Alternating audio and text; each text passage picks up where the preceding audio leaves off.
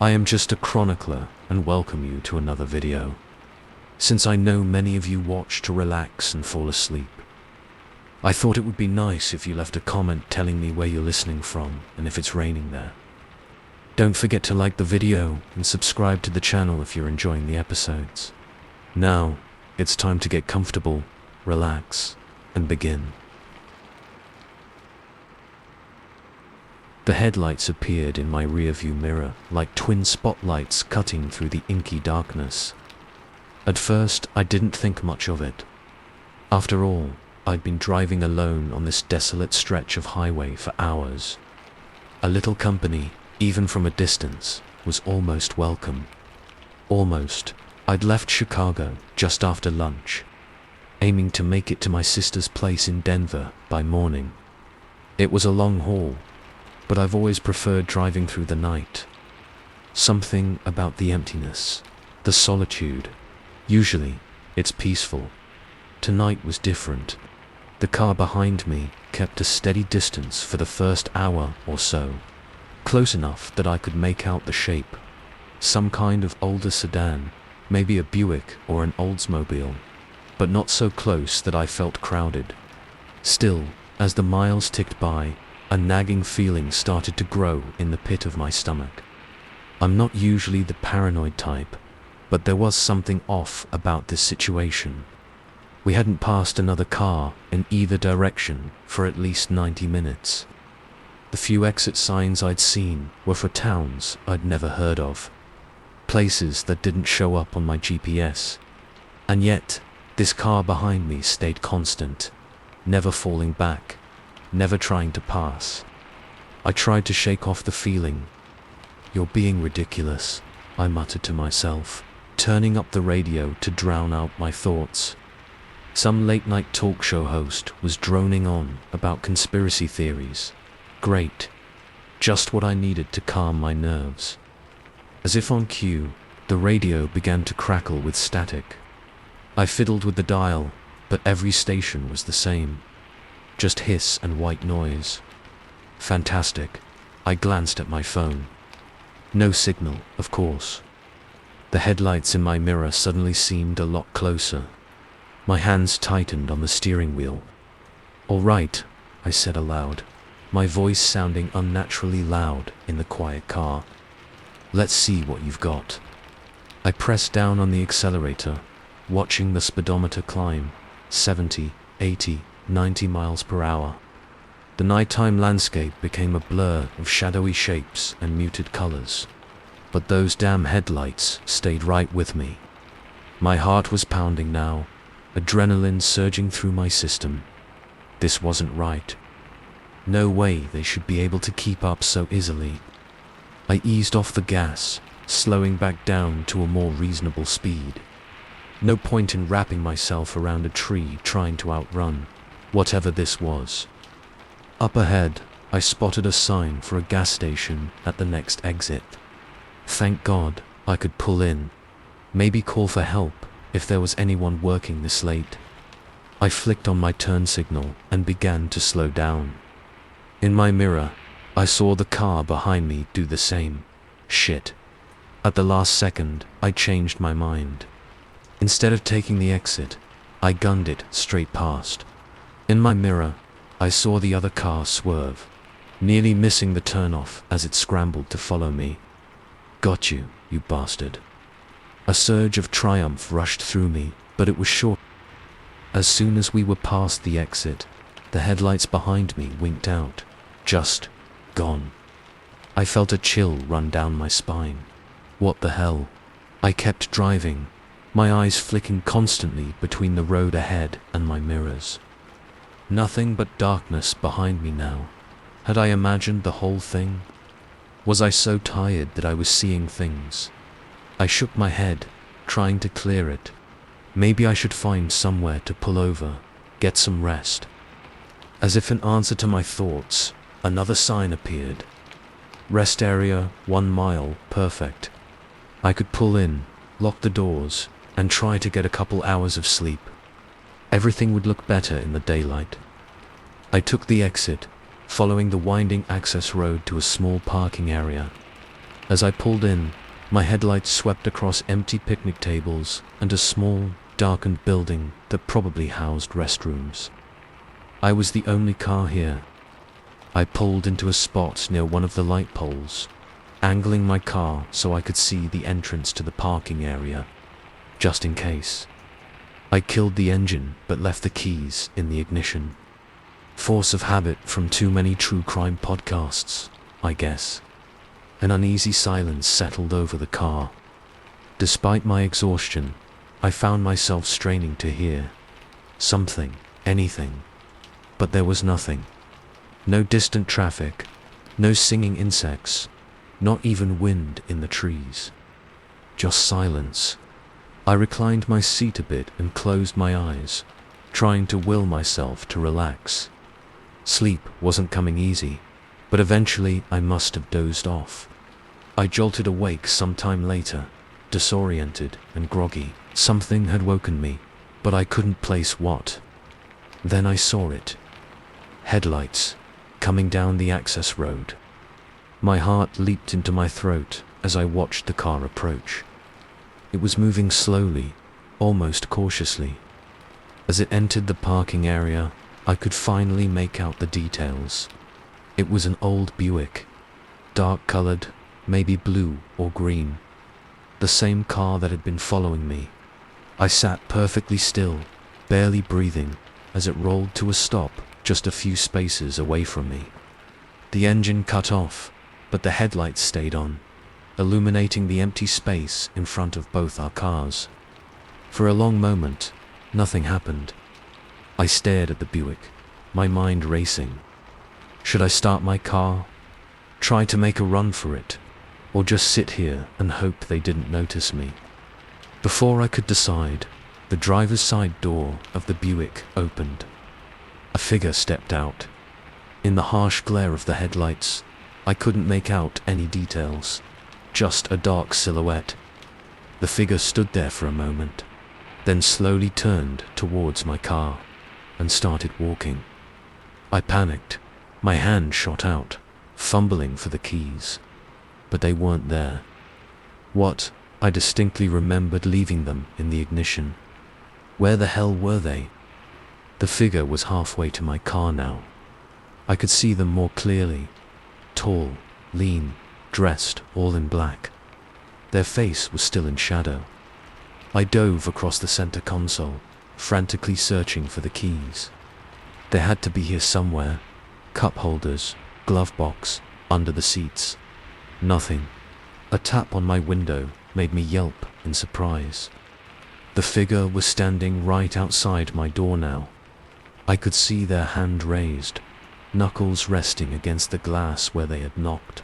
I couldn't breathe, couldn't move, could only stare in horror as the figure slowly leaned down, bringing their face level with my window. And then I saw it. Or rather, I didn't see it.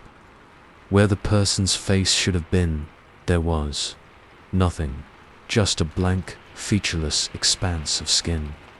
I screamed. My hand found the door handle and I shoved it open with all my strength, catching the figure off guard. They stumbled back as I tumbled out of the car. I didn't look back, just ran, across the parking lot, past the picnic tables, into the darkness beyond. I ran until my lungs burned and my legs felt like jelly. Finally, gasping for air, I slowed to a stop and turned around. The rest area was gone. There was nothing behind me but empty highway stretching off into the distance. What the hell was going on? I stood there, bent over, with my hands on my knees, trying to catch my breath and make sense of the situation. This couldn't be happening. It had to be a dream, right? A pinch to my arm proved otherwise. This was real. All too real. In the distance, I heard the low rumble of an engine. No. Headlights appeared on the horizon, growing larger by the second. I looked around desperately for somewhere to hide, but there was nothing. Just flat, empty land on either side of the highway. The car was getting closer. I could make out the shape now. A Buick, dark-colored. My legs were moving before my brain had fully processed the decision. I was running again, this time along the side of the highway. I don't know how long I ran. Time seemed to lose all meaning. My world narrowed down to the pounding of my feet on the asphalt and the ever-present rumble of the engine behind me. Sometimes it seemed to fade into the distance. Other times, it was so close, I swore I could feel the heat from the engine on the back of my neck. But it never went away completely. As the first hints of dawn began to lighten the eastern sky, I saw something up ahead. A sign. Hope surged through me.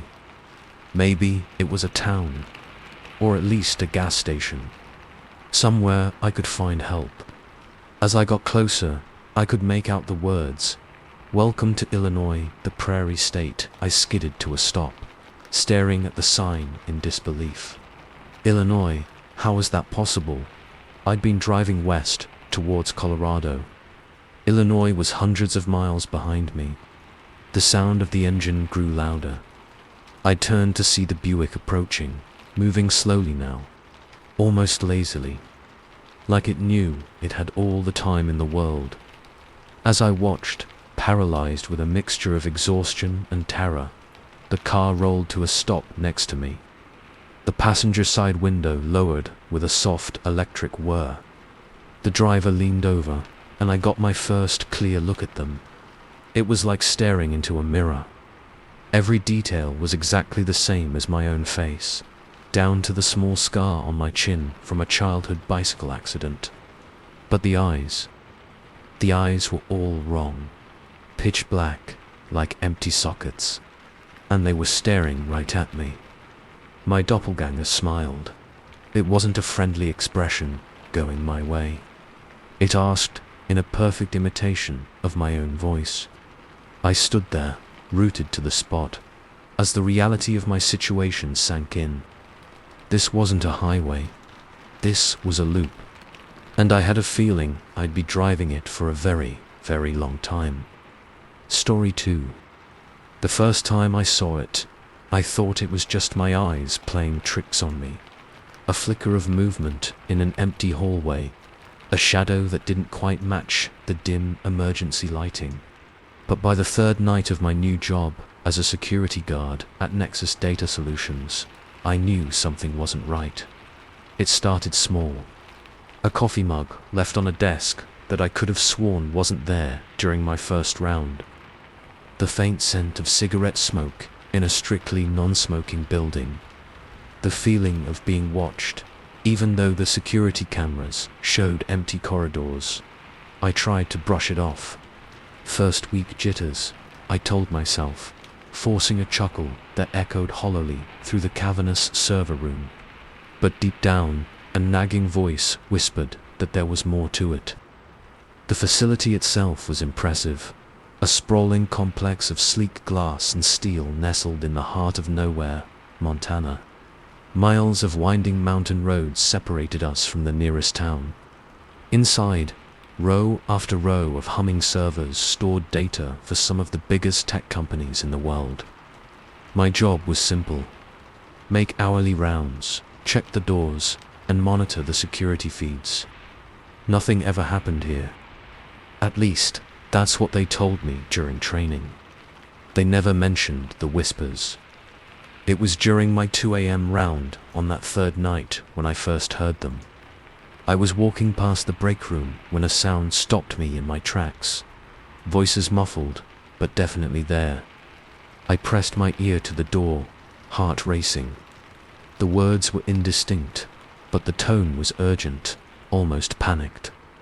I took a deep breath and pushed the door open, empty.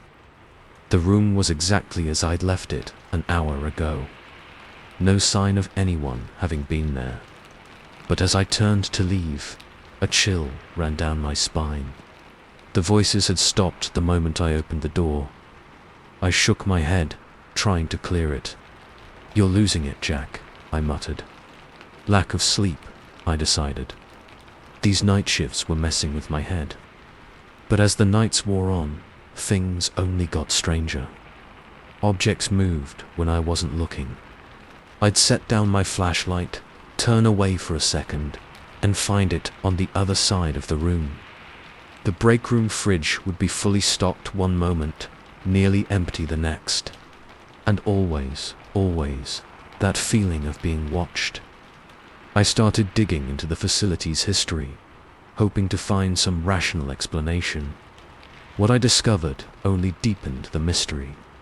Nexus hadn't always been a data center. The complex was built in the 90s as a government research facility, though the records were vague on what exactly they were researching. It had been abandoned for years before the tech companies moved in. But the weirdest part, the employee turnover rate was insane. No night shift security guard had lasted more than a month in the past year. Why didn't they tell me this during the interview? I wondered aloud, staring at the personnel files I'd borrowed from HR. Would you have taken the job if they had? I nearly jumped out of my skin. The voice had come from right behind me, but when I spun around, the hallway was empty. That was the moment I knew I wasn't imagining things. Something was very, very wrong here. I started keeping a log, documenting every strange occurrence. The moving objects, the phantom voices, the shadows that didn't behave like shadows should. One night, about 2 weeks in, I decided to test a theory. I set up my phone to record video in the break room, then went about my usual rounds. When I checked the footage, an hour later, my blood ran cold. The camera showed the empty room for the first few minutes. Then, without warning, the image distorted. When it cleared, there were people in the room. Fuzzy, translucent figures moving about as if in a busy office. I could make out desks, computers, equipment that wasn't actually there.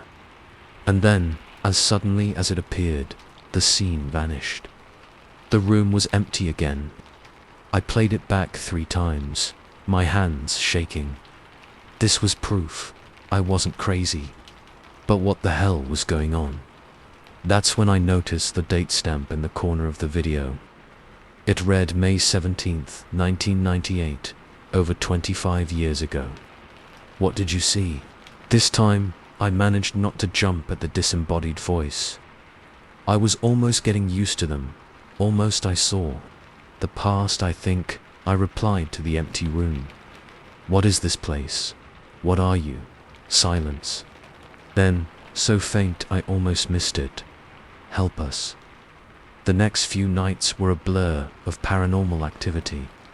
Doors opened and closed on their own. Lights flickered in patterns that seemed almost like code. And the voices. They were constant now. A cacophony of whispers just on the edge of comprehension. I barely slept during my off hours, spending every waking moment researching the facility's history. I dug through old newspapers, online forums, anything I could find. Slowly, a picture began to emerge. The government research. It wasn't just any research. They were experimenting with quantum computing, trying to bridge the gap between parallel universes. Something had gone wrong. Terribly wrong. On May 17th, 1998, there was an incident at the facility. Official reports called it a gas leak. But the number of deaths and the level of secrecy surrounding it pointed to something far worse. I think they succeeded. They opened a door between worlds, but they couldn't close it. And now, 25 years later, the barrier between realities was growing thin. The past, the present, maybe even other versions of this place. They were all bleeding together. I knew I should quit, run away and never look back. But I couldn't. Those voices, pleading for help. I couldn't just abandon them. So, I stayed. Watched, documented everything. And then came the night that changed everything. It was just past 3 a.m. I was in the security office, reviewing camera footage, when every monitor suddenly went black. A second later, they flickered back to life, but what they showed wasn't the empty halls of Nexus Data Solutions. It was chaos. Alarms blaring, people running in panic, fire and strange shimmering distortions in the air. I recognized the layout of the building, but the technology, the clothes people wore. This was 1998. I was watching the night it all went wrong. A man stumbled into view of one camera. He was bleeding, his lab coat torn. He looked directly at the camera, his eyes wide with terror. "If you're seeing this, you have to finish what we started," he gasped. "The rifts, they're still open. You have to close them before it's too late. Before they come through." The image distorted, and suddenly I was looking at the empty hallway again. But now I could see them. Faint, ghostly figures superimposed over the present-day view. Dozens of them trapped between worlds. And something else. Something dark, shifting, hungry, pressing against the thinning veil between realities. The voices were deafening now. No longer whispers, but desperate screams. "Help us. Close the rifts. Don't let them through."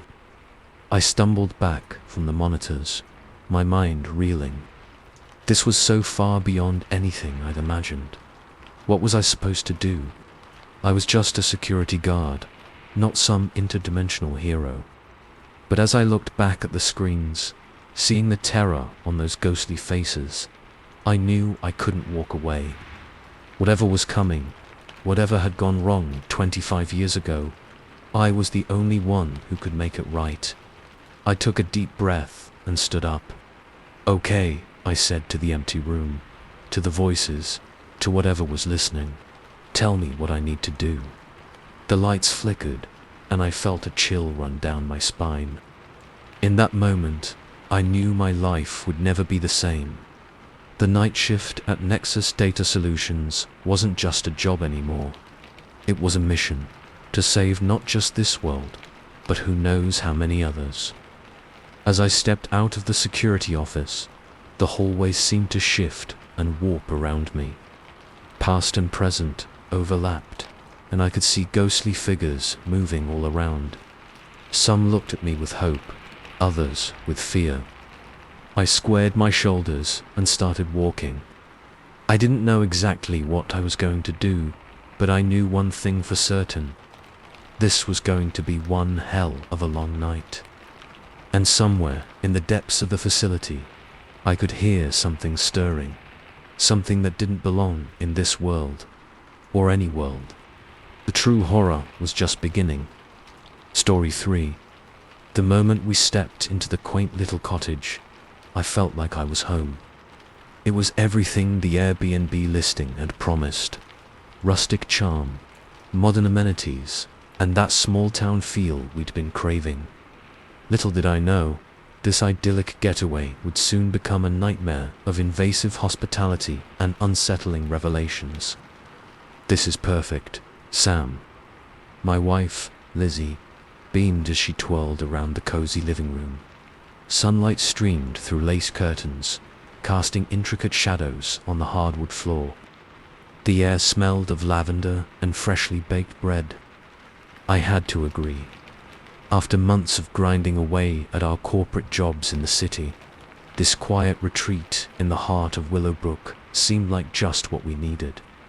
A chance to unplug, reconnect, and maybe even start that family we'd been talking about. As I lugged our bags upstairs, I noticed little touches that made the place feel homey. A bookshelf stocked with all my favorite authors. A guitar in the corner, the same model I'd been eyeing online for months.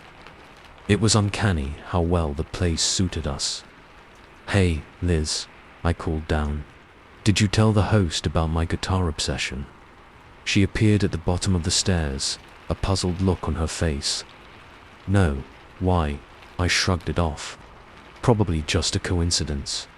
We spent that first afternoon exploring the town." Willowbrook was like something out of a Hallmark movie. All quaint storefronts and friendly faces. As we window shopped along Main Street, I couldn't shake the feeling that people were watching us. Not in a hostile way, but with an intensity that made the hair on the back of my neck stand up. "Welcome to Willowbrook," a cheery voice made us both jump. We turned to see a plump, middle-aged woman with a smile that was just a touch too wide. "You must be Sam and Lizzie.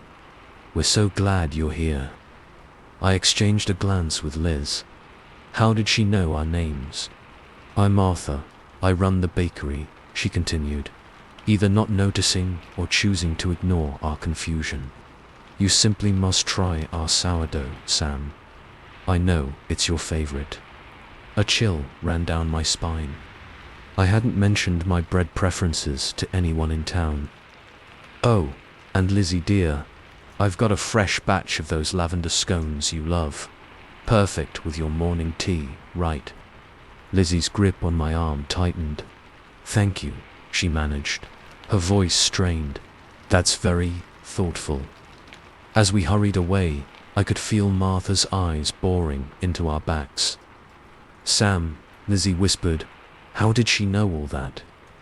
I shook my head, trying to rationalize it. Maybe our Airbnb host mentioned some things to make us feel welcome. Even as I said it, I knew it didn't add up. We hadn't told our host those details. Hell, I didn't even remember mentioning my sourdough obsession to Lizzie. The rest of the afternoon passed in a blur of similar encounters. The bookstore owner, who had just gotten in a rare edition of my favorite obscure novel. The barista who knew exactly how we liked our coffee, right down to the extra shot of caramel in Lizzie's latte. By the time we retreated to our cottage, we were both on edge. "This is weird, right?" Lizzie paced the living room, hugging herself. "I mean, it's not just me." I sank into an armchair, my mind racing. "No, it's definitely weird. But maybe we're overreacting. Small towns are known for being friendly." Lizzie shot me a look. "This isn't friendly, Sam.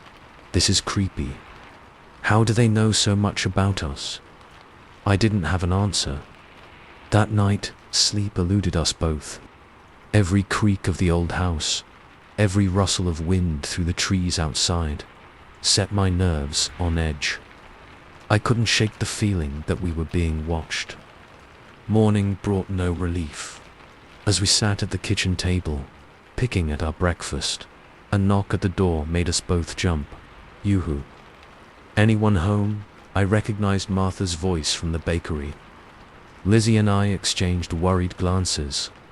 "Maybe if we're quiet, she'll go away," Lizzie whispered. But Martha was persistent. "I know you're in there, dears. I've brought those scones I promised. And Sam, I've got a surprise for you too." Reluctantly, I opened the door. Martha bustled in, arms laden with paper bags that smelled of fresh-baked goods. "There you are," she beamed, setting the bags on the counter. I was beginning to worry.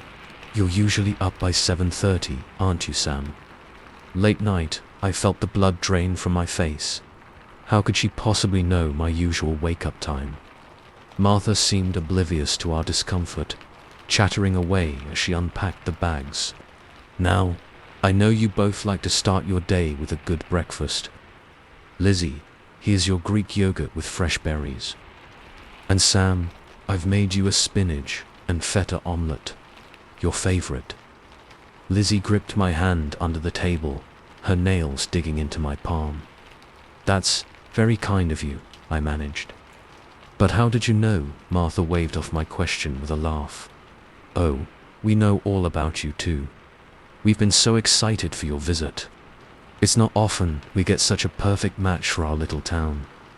The way she said perfect match sent a shiver down my spine. As Martha continued to fuss around the kitchen, I noticed something odd.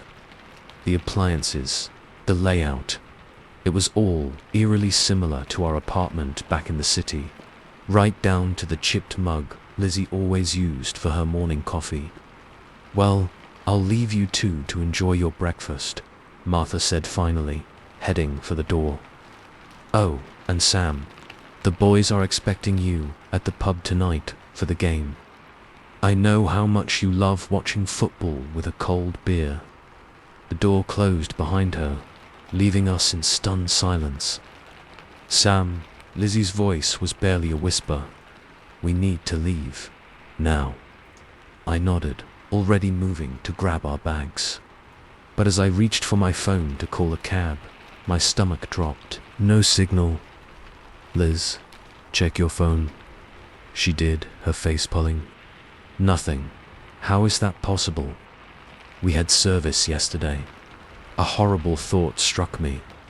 I booted up my laptop, praying I was wrong. But there it was. Or rather, wasn't.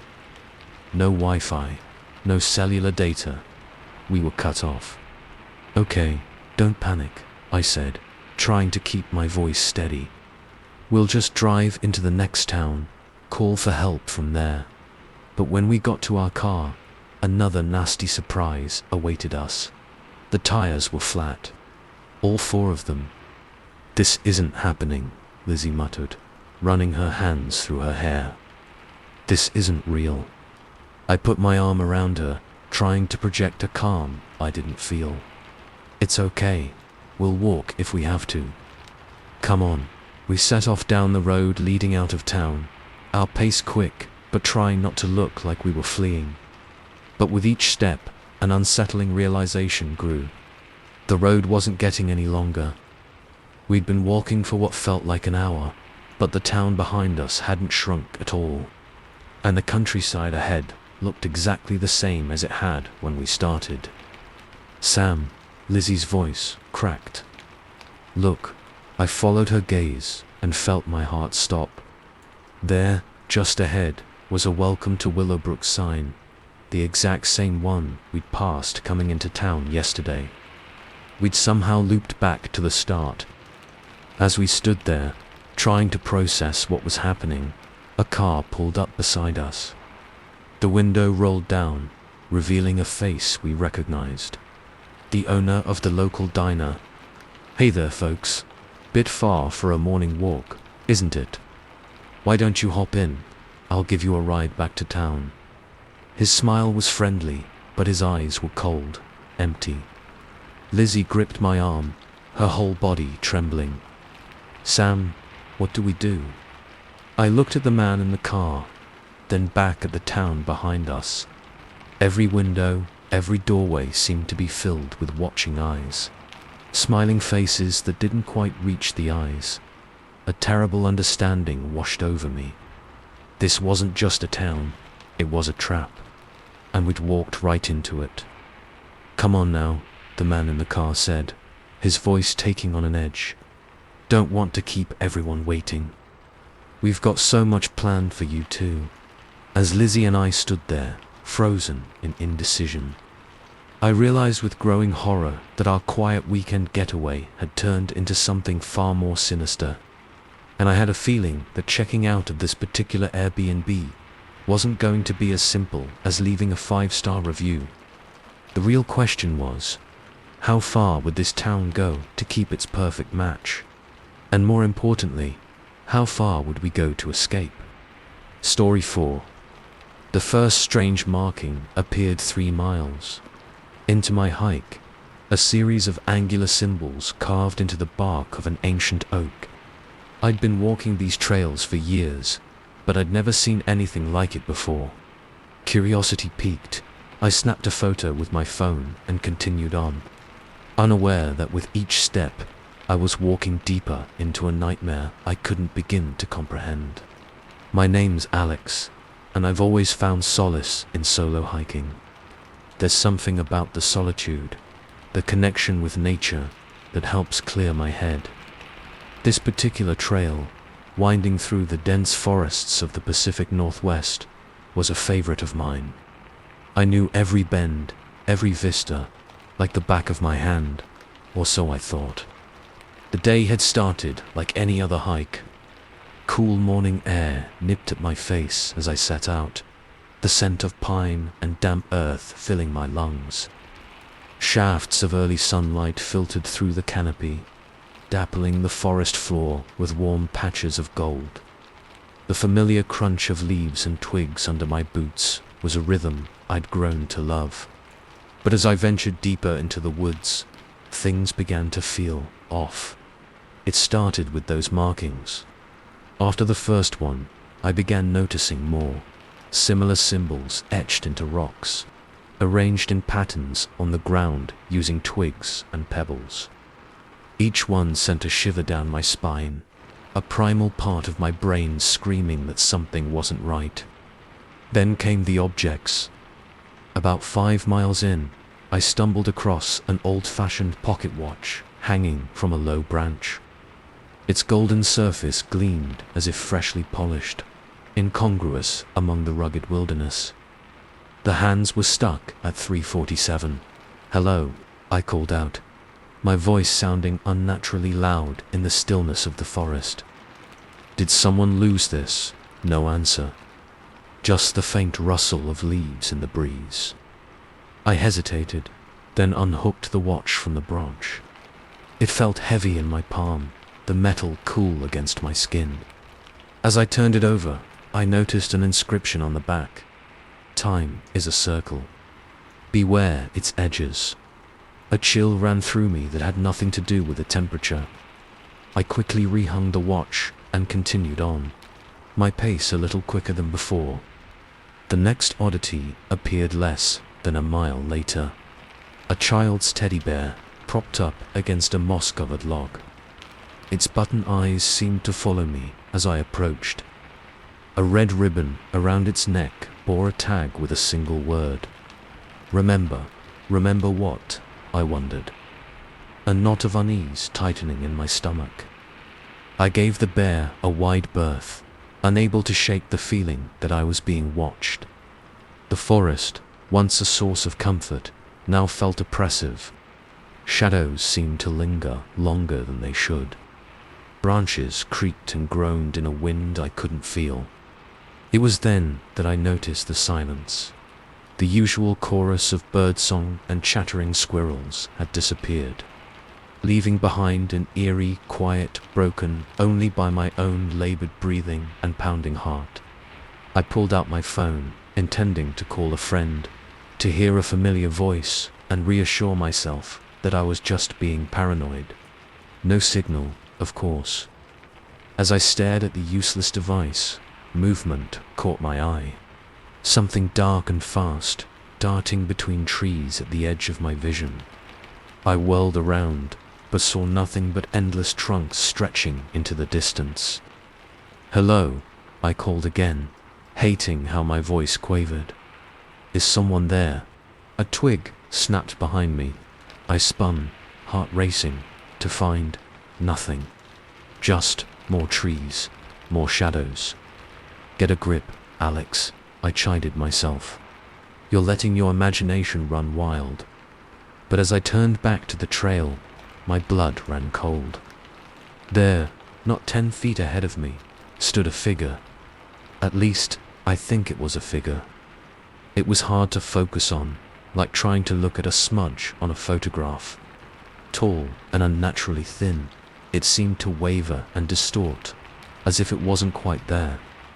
I blinked hard, certain I was seeing things.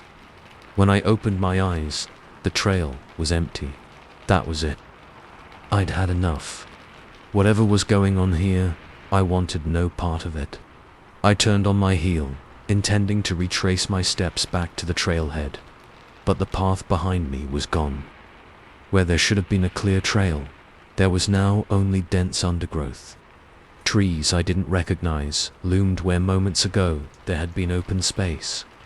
Panic clawed at my throat. This wasn't possible. Trails don't just disappear. I spun in a circle, trying to get my bearings, but nothing looked familiar anymore. The forest had transformed into an alien landscape of twisted trunks and gnarled branches that seemed to reach for me with clawed fingers. "Help!" I screamed, abandoning any pretense of calm. "Somebody help me!" My cries echoed through the trees, mocking me with their repetition. "Help me! Help me! Help me!" I ran. I didn't know where I was going, only that I had to get away. Branches whipped at my face, roots seemed to reach up to trip me. I stumbled and fell, scrambling back to my feet with dirt-stained hands and torn jeans. How long I ran, I couldn't say. Time seemed to lose all meaning in this warped version of the forest I thought I knew. The light grew dim, though whether from approaching night or something more sinister, I couldn't tell. Finally, lungs burning and legs trembling, I collapsed against the trunk of a massive tree. As I gulped in air, trying to slow my racing heart, I became aware of a sound. Faint at first, but growing louder. Whispers, they seemed to come from everywhere and nowhere. A cacophony of hissing voices, speaking words I couldn't quite make out. I pressed my hands to my ears, squeezing my eyes shut. "This isn't real," I muttered. "This can't be real." A hand touched my shoulder. I screamed, jerking away and opening my eyes to find myself. An exact duplicate of me stood there, head tilted in a quizzical expression, but the eyes were all wrong. Black as pitch, with pinpricks of light like distant stars. "What are you?" I managed to croak out. My doppelganger smiled, the expression stretching its face in ways a human face shouldn't move. When it spoke, its voice was mine, but layered with something ancient and inhuman. "We are the Watchers," it said. "And you, Alex, have wandered into our domain." I shook my head, backing away. "I don't understand. What do you want from me?" The thing wearing my face took a step closer. "Want? Oh, Alex, we want what we always want. To observe, to learn, to experience." As it spoke, its form began to shift and blur. One moment it was me, the next it was a swirling mass of darkness shot through with pinpoints of light. I could see shapes within it, familiar things twisted into nightmare versions of themselves. "Your kind is so fascinating," it continued, its voice now a chorus of whispers, so full of fear and wonder. "We've watched you for so long, but watching isn't enough anymore.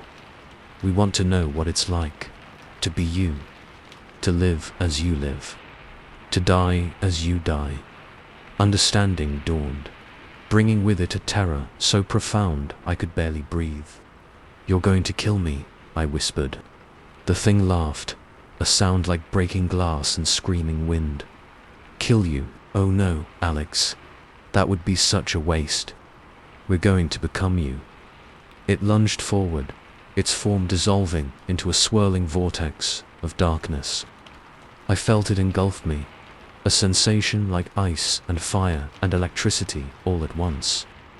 I tried to scream, but there was no air, no light, no anything, just darkness and whispers. I don't know how long I was lost in that void.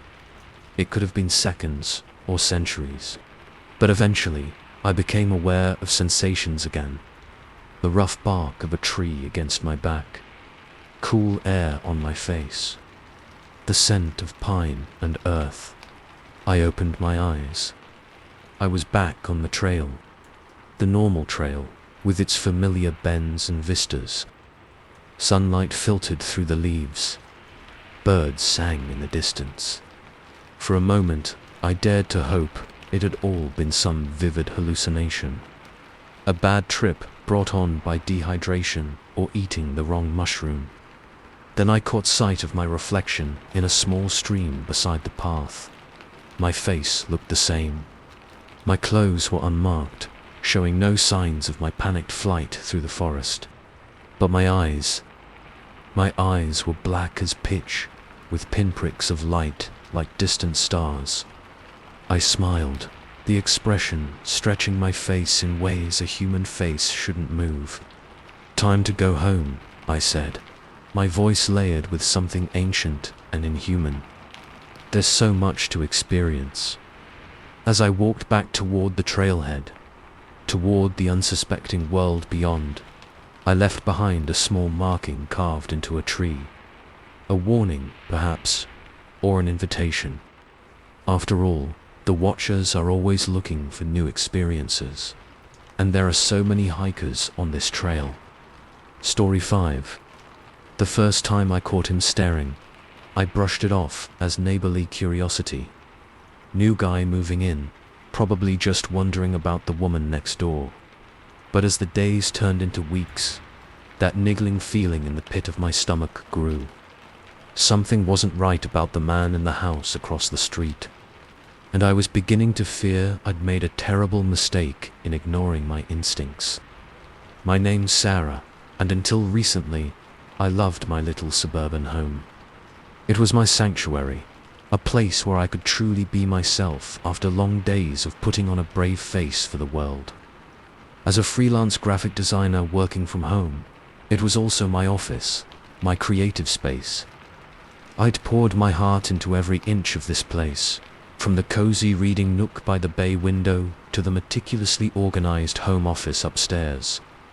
But now it felt like a prison, a glass box where I was constantly on display. It started small. I'd be watering the plants on my front porch and catch a glimpse of movement from his living room window. The curtain would twitch, just slightly, as if someone had hastily stepped back from view. At first, I chalked it up to coincidence. Maybe he was just passing by the window at the same time I happened to look up. But then I started noticing other things. The way his porch light would flick on the moment I pulled into my driveway after a late-night grocery run. The sound of a door quietly closing whenever I stepped outside to check the mail. Little things easily explained away if they happened in isolation.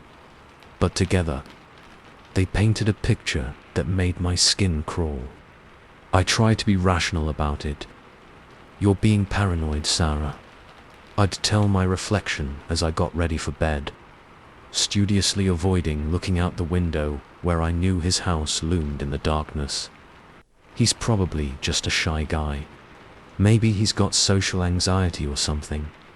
But the excuses were wearing thin, especially after the day I caught him red-handed. I was in my home office, deep in the zone working on a project, when movement caught my eye. I glanced up, out of habit more than anything else, and there he was, standing in his upstairs window, binoculars trained directly on me. Our eyes met, and for a heart-stopping moment, neither of us moved. Then he ducked away, the curtains swinging closed behind him. My heart was pounding so hard, I could feel it in my throat. This wasn't my imagination. This wasn't me being oversensitive. This was real, and it was happening right across the street from where I lived alone. With shaking hands, I called the police. But when they came, he played the perfect, confused neighbor. Binoculars. "Oh, I was just bird-watching," he said, with an easy smile that never quite reached his eyes. "I'm so sorry if I startled you, miss." I had no idea my hobby was causing any distress. The officers left with apologetic shrugs. No crime had been committed, they said. Nothing they could do without more evidence. That night, I barely slept. Every creak of the house, every rustle of leaves outside my window had me bolt upright, heart racing. I couldn't shake the feeling that he was out there, watching, waiting. The next morning, I started taking precautions. New locks on all the doors and windows, security cameras at every entrance, blackout curtains for every room. I felt like I was fortifying a castle, not securing a suburban home. But it didn't help. If anything, it made things worse. Now, every time I checked the security footage, I'd catch glimpses of him, walking by my house at odd hours, lingering a bit too long while retrieving his mail. Once, I even saw him approach my front door, hand raised as if to knock, before seemingly thinking better of it and hurrying away. I started keeping a log. Date, time, what I saw. It filled up quickly. Pages and pages of incidents, each one small on its own, but together forming a pattern that was impossible to ignore. May 15th, 3:27 p.m. Saw him watching me through his kitchen window as I gardened. May 17th, 11:42 p.m. Porch light turned on as I arrived home. Saw curtain move. May 20th, 9:15 a.m. Caught him taking photos of my house while pretending to photograph birds. It went on and on. I showed the log to the police, but they said it wasn't enough. No direct threats, no attempts to break in. Just a concerned neighbor keeping an eye on things. I felt like I was going crazy. Was I overreacting? Was this all in my head? Then came the day I found the first object out of place. It was small, just a coffee mug on my kitchen counter. But I knew, with absolute certainty, that I hadn't left it there. I always put my mug in the dishwasher before bed. Always. My blood ran cold as I approached it, half expecting. I don't know what, a message, a threat, but it was just a mug. My mug, sitting there as if I'd absent-mindedly set it down. I called my best friend, Kate, in a panic. "Someone's been in my house," I blurted out the moment she answered. "Whoa, slow down," she said, her voice thick with sleep. "What are you talking about?" I explained about the mug, about all the little incidents leading up to this moment.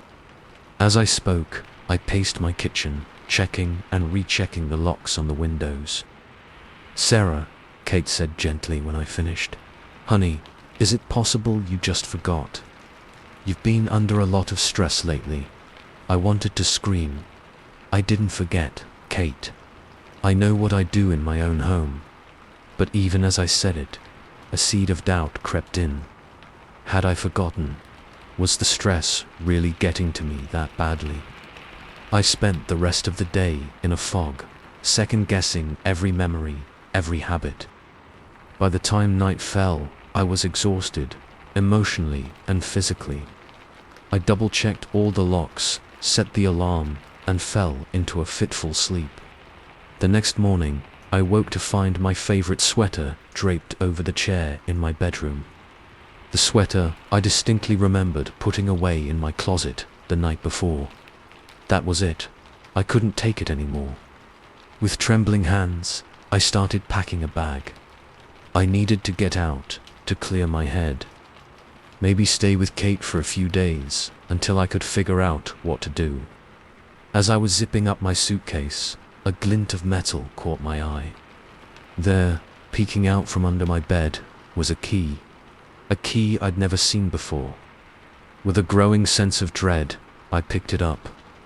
It looked old, the kind you might find on an antique cabinet or jewelry box. But I owned nothing that this key would fit. That's when I heard it. A soft click, like a door being carefully unlocked. It came from inside the walls. My breath caught in my throat as I slowly turned, eyes darting around the room. The sound came again, closer this time, then another, and another. All around me, the faint but unmistakable sounds of locks turning, doors opening. With a strangled cry, I bolted for the bedroom door. But as my hand touched the knob, I froze. The door was already opening, seemingly of its own accord. In that moment, everything clicked into place. The watching, the misplaced objects, the sounds in the walls. It was never about getting in. He was already here. As the door swung fully open, revealing a network of hidden passages behind my walls, I saw him. My neighbor, standing there with that same unsettling smile. "Welcome home, Sarah," he said softly. we've been waiting for you to finally see." I opened my mouth to scream, but no sound came out. As the hidden doors all around me opened wider, revealing more figures emerging from the shadows, I realized the true horror of my situation. My home, my sanctuary, had never been mine at all. It had always been theirs. And now, I was trapped in a nightmare of secret passages and watching eyes with no way out. As hands reached for me from the darkness, I had one last, terrifying thought. How many other houses on this street held similar secrets? How many other people were living in glass boxes, thinking they were alone, never realizing the eyes that watched from within the very walls? The last thing I saw before the darkness took me was my neighbor's face, his eyes glinting with a hunger that had nothing to do with mere curiosity. And I knew, with a certainty that chilled me to my core, that my story was far from over. It was only just beginning. Story 6. The first anonymous tip came in on a Tuesday. A simple email, no subject line, containing only an address, and the words looked deeper. I'd been investigating cold cases for my true crime podcast for years, but something about this message sent a chill down my spine. Little did I know it was the beginning of a journey that would blur the lines between past and present, between investigator and subject, in ways I never could have imagined. My name's Megan Chen, host of the podcast Echoes of the Forgotten. I've always been drawn to unsolved mysteries, to giving voice to those who can no longer speak for themselves. But this one was different from the start. The address led me to a nondescript suburban home on the outskirts of Portland. Nothing special at first glance, just another cookie-cutter house with a well-manicured lawn and cheerful flower beds.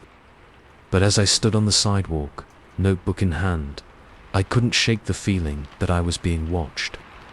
I knocked on the door, heart pounding. No answer. Just as I was about to leave, an elderly woman emerged from the house next door. "You looking for the Coopers?"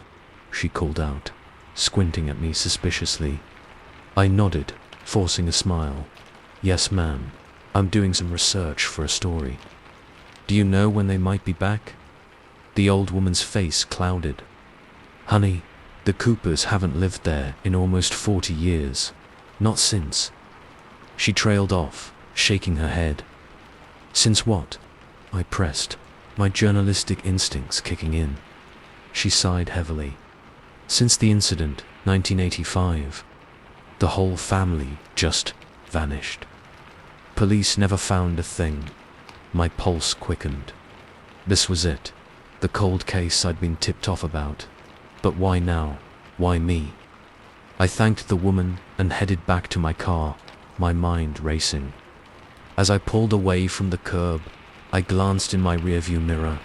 For a split second, I could have sworn I saw a figure standing in the upstairs window of the Cooper house. But when I looked again, it was gone. Back at my home office, I dove into research mode.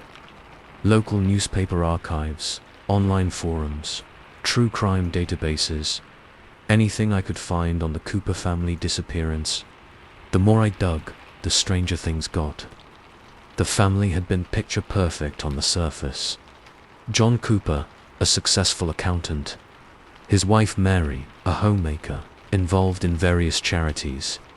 Their 2 kids, Tommy and Sarah, both honor roll students.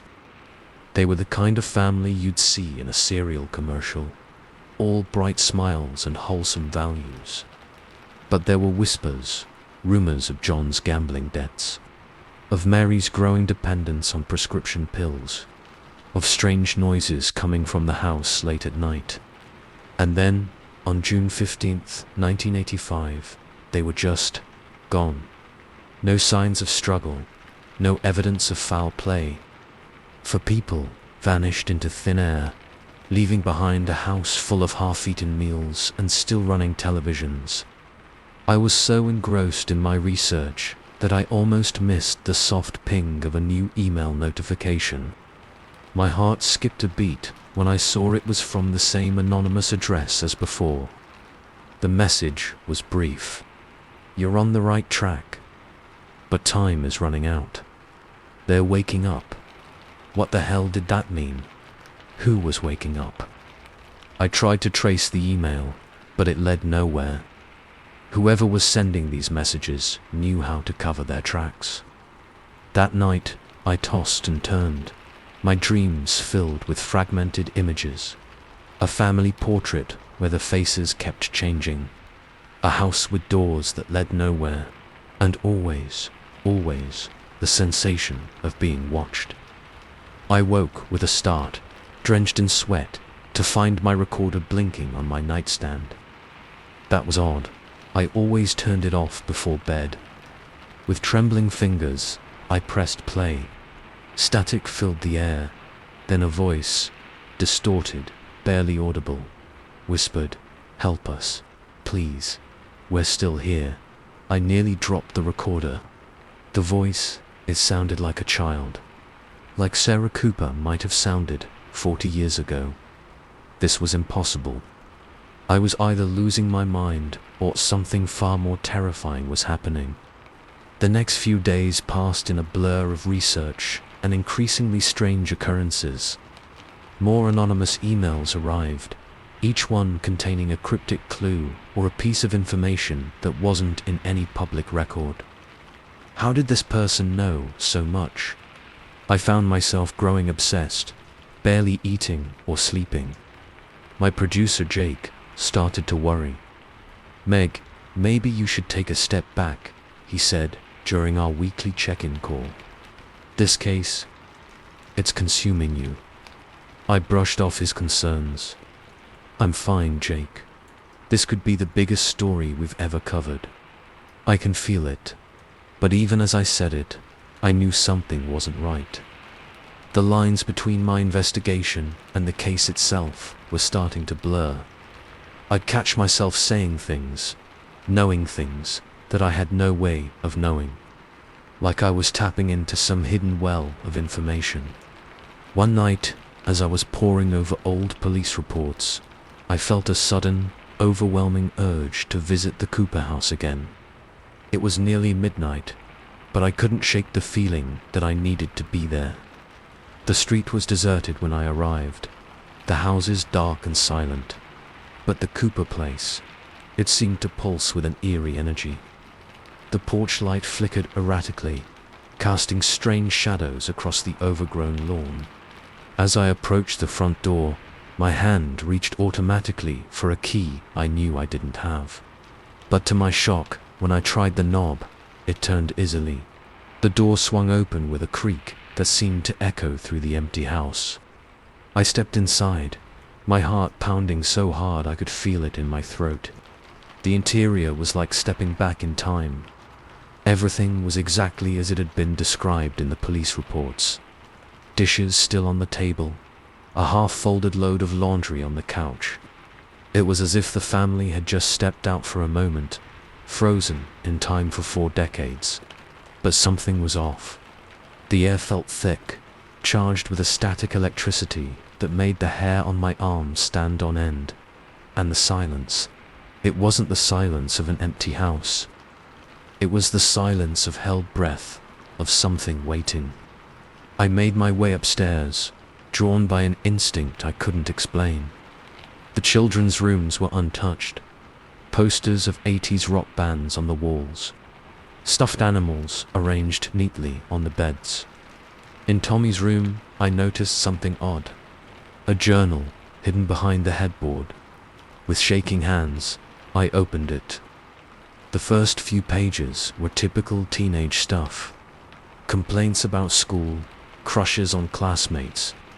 But as I flipped through, the entries became darker, more paranoid.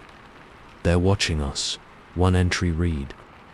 "Mum and Dad don't believe me, but I can feel them. In the walls, in the mirrors. They're waiting for something. For us."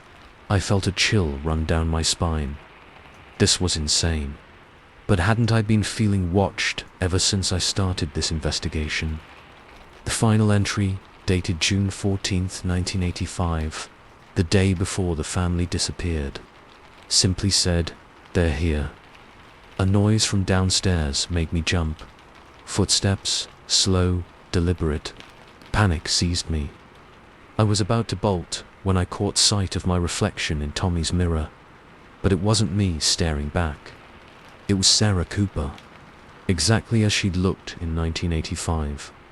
I blinked hard, sure I was hallucinating. But when I opened my eyes, I was still there. Still Sarah. And suddenly, I remembered everything. The entities that had been watching us for months. The deal our parents made to save us. The way we'd been frozen in time, our consciousnesses scattered, waiting for someone to piece us back together. Someone like me, like Megan. The footsteps were closer now. I could hear breathing, ragged and inhuman. In that moment, I understood the terrible truth. I hadn't been investigating the Cooper family disappearance. I had been remembering it. I was Sarah Cooper, and Megan Chen, and every other identity I'd taken on over the years, trying to find my way back to this moment. As the door began to open, revealing a darkness that seemed to swallow all light, I realized the true horror of my situation. This wasn't the end of the mystery. It was just the beginning. And this time, I wasn't just telling the story, I was living it. The last thing I heard before the darkness engulfed me was my own voice. Or was it Tommy's, or Megan's, whispering, "They're here, and they're hungry." The story of the Cooper family was far from over. In fact, it was about to begin again. And this time, I had a feeling the ending would be very, very different. Story 7. The first time I saw him, I thought nothing of it. Just another face in the crowd, another suit on his way to work. But as the days went by, and our elevator encounters became a daily occurrence, I began to realize that something was terribly, inexplicably wrong. And by the time I understood the true nature of my silent companion, it was already too late. My name is David Liang, and until recently, I was just another cog in the corporate machine. My life revolved around the 60th-floor ascent to my office each morning, and the descent back to reality each evening. The elevator was my daily limbo, a metal box suspended between the mundane and the professional. It started on a Monday. I remember because I was running late, cursing my alarm clock and the extra long line at my favorite coffee shop. I barely made it into the elevator before the doors closed, panting slightly as I adjusted my tie. That's when I first noticed him. He stood in the corner, perfectly still, staring straight ahead. Slim build, unremarkable features, wearing a grey suit that somehow managed to be both expensive-looking and utterly forgettable. I nodded politely, receiving no response in return. As the elevator began its ascent, I felt an odd chill, as if the temperature had suddenly dropped. I glanced at the stranger, but he remained motionless, his eyes fixed on the doors. I shrugged it off. Not everyone's a morning person, right? But the next day, there he was again. Same corner, same suit, same unnervingly still posture. This time, I tried to break the ice. "Good morning," I said, forcing a smile. "Looks like we're on the same schedule." Nothing. Not even a flicker of acknowledgement. I felt a bead of sweat form on my brow, despite the elevator's cool air. Something about this man's presence felt off, wrong, somehow. As the week progressed, our silent elevator rides became a bizarre routine. Each morning, I'd step in to find him already there, always in the same spot, always perfectly still. I began to notice little details, how his chest never seemed to move with breath, how his eyes never blinked. By Friday, my nerves were frayed. I found myself dreading the morning commute, my heart racing as the elevator doors opened. But there was no avoiding it. I needed this job, and to keep it, I needed to get to the 60th floor. That morning, I decided to try one last time to engage him. "Hey man," I said, trying to keep my voice steady. "I don't mean to bother you, but I've noticed we ride together every day. I'm David. What floor are you headed to?" For a moment, nothing happened. Then, slowly, impossibly slowly, his head turned towards me. Our eyes met, and I felt my blood run cold. His eyes were completely black. No whites, no iris, just endless, bottomless darkness. I stumbled back, my shoulder blades hitting the elevator wall with a thud. A smile spread across his face, too wide, revealing rows of needle-sharp teeth. The elevator shuddered to a halt between floors. "Oh, David," he said, his voice a raspy whisper that seemed to come from everywhere and nowhere at once. "I'm not headed to any floor. I'm already exactly where I need to be." I lunged for the emergency button, but my hand passed right through it. The panel, the walls, even the floor beneath my feet began to shimmer and distort. What are you?" I managed to choke out. His grin widened impossibly further. "I am the in-between, the liminal, the space between moments, between breaths, between heartbeats. And you, David, have been chosen." The elevator began to stretch, the ceiling rising away into darkness, the walls expanding into infinite space. And all the while, the creature that had been masquerading as a man began to change. Its form elongated, limbs extending like taffy being pulled. The suit melted away, revealing a body of swirling shadows and half-glimpsed horrors. I wanted to scream, to run, but there was nowhere to go. The elevator had become a vast, dark expanse, and I was trapped with this thing, you humans.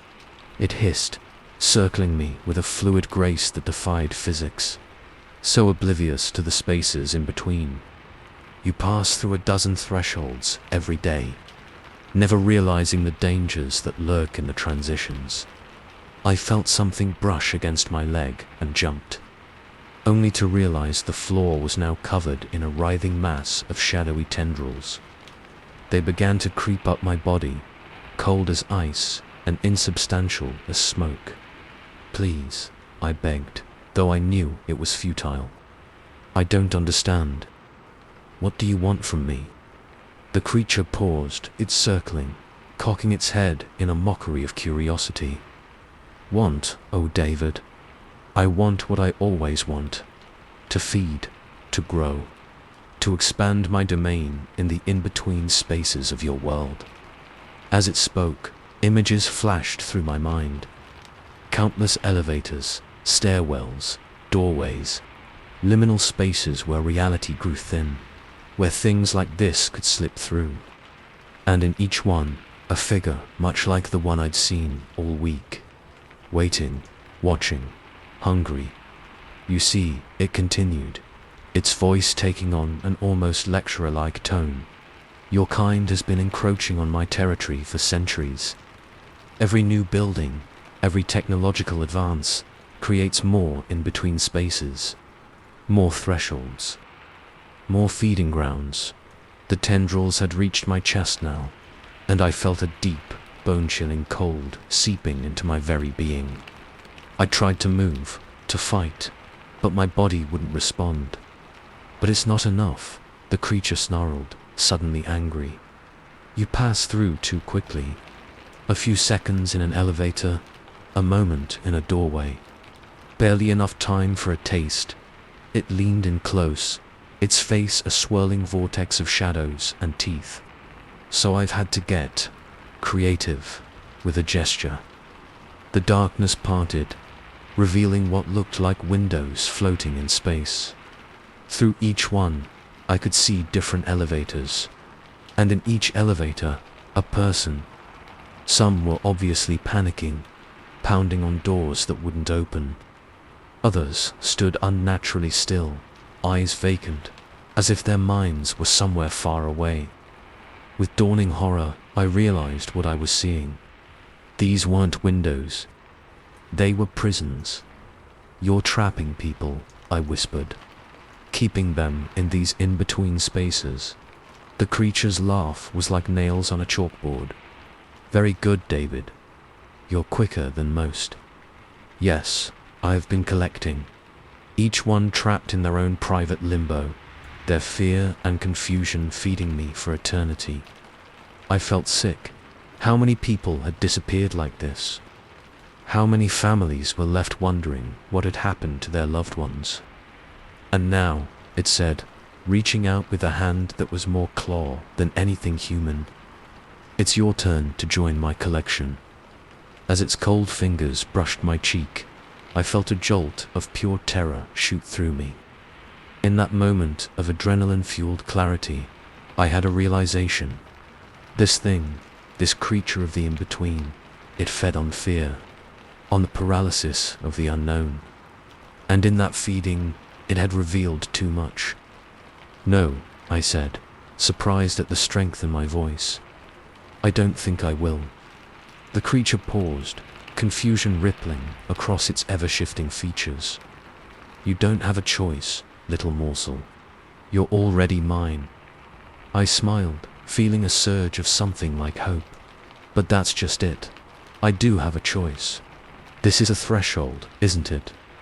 A space between. That means I can choose which way to go." Understanding dawned in those bottomless black eyes, quickly followed by rage. It lunged for me, but I was already moving. I focused all my will, all my desire to live, on a single thought. The 60th floor, my office, safety.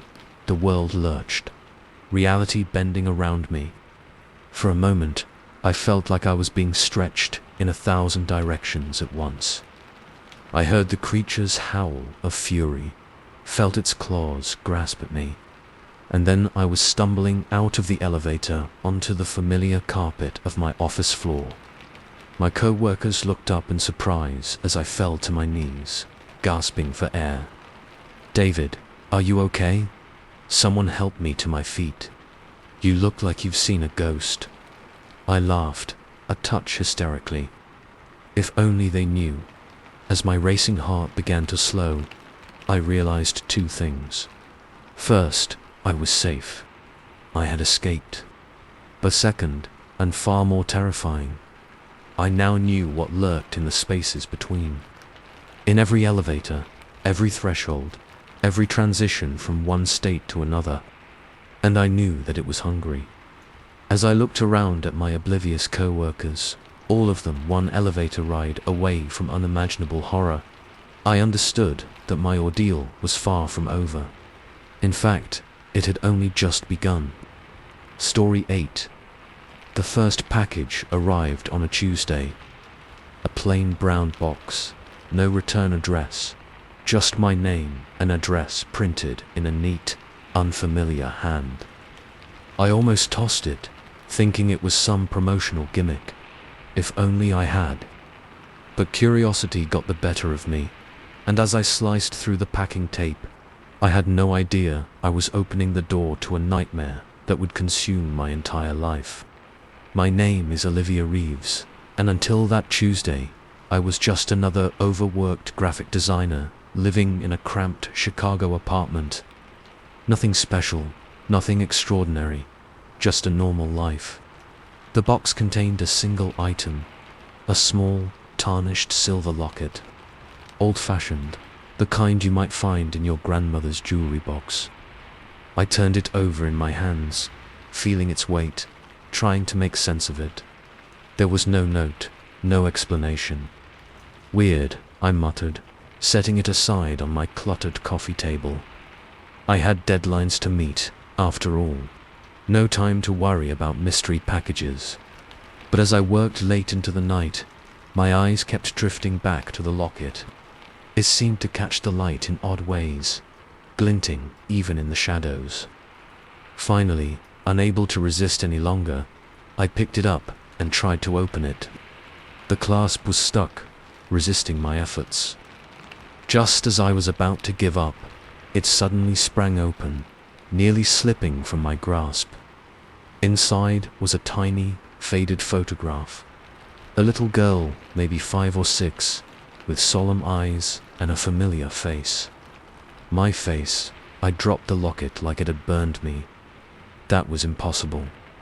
This locket was clearly antique, decades old at least, and I'd never owned anything like it as a child.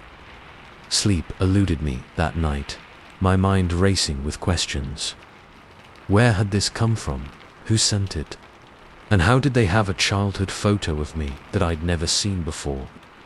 The next morning, bleary-eyed and on edge, I called my mum. "Hey, sweetie," her cheerful voice filled the line. "Everything okay? You sound tired." I hesitated, suddenly unsure how to explain. "Mum, did I ever have a locket when I was little? With my picture in it?" The pause before she answered seemed to stretch for an eternity. "No, honey. Not that I remember. Why do you ask?" I could hear the concern in her voice, and I chickened out. "Oh, no reason. Just thought I remembered something, must have been a dream." We chatted for a few more minutes, but my mind was elsewhere. If Mum didn't know about the locket, where the hell had it come from? The second package arrived exactly a week later. Same plain brown box, same handwriting. This time, I approached it with a mix of dread and anticipation. Inside was a small, worn teddy bear, one I was missing, replaced by a crude button that didn't quite match. As I lifted it out of the box, a scrap of paper fluttered to the floor. In the same neat handwriting as the address, it read simply, "Remember." A chill ran down my spine. Remember what? I'd never seen this bear before in my life, and yet, as I stared at it, a fragment of memory surfaced.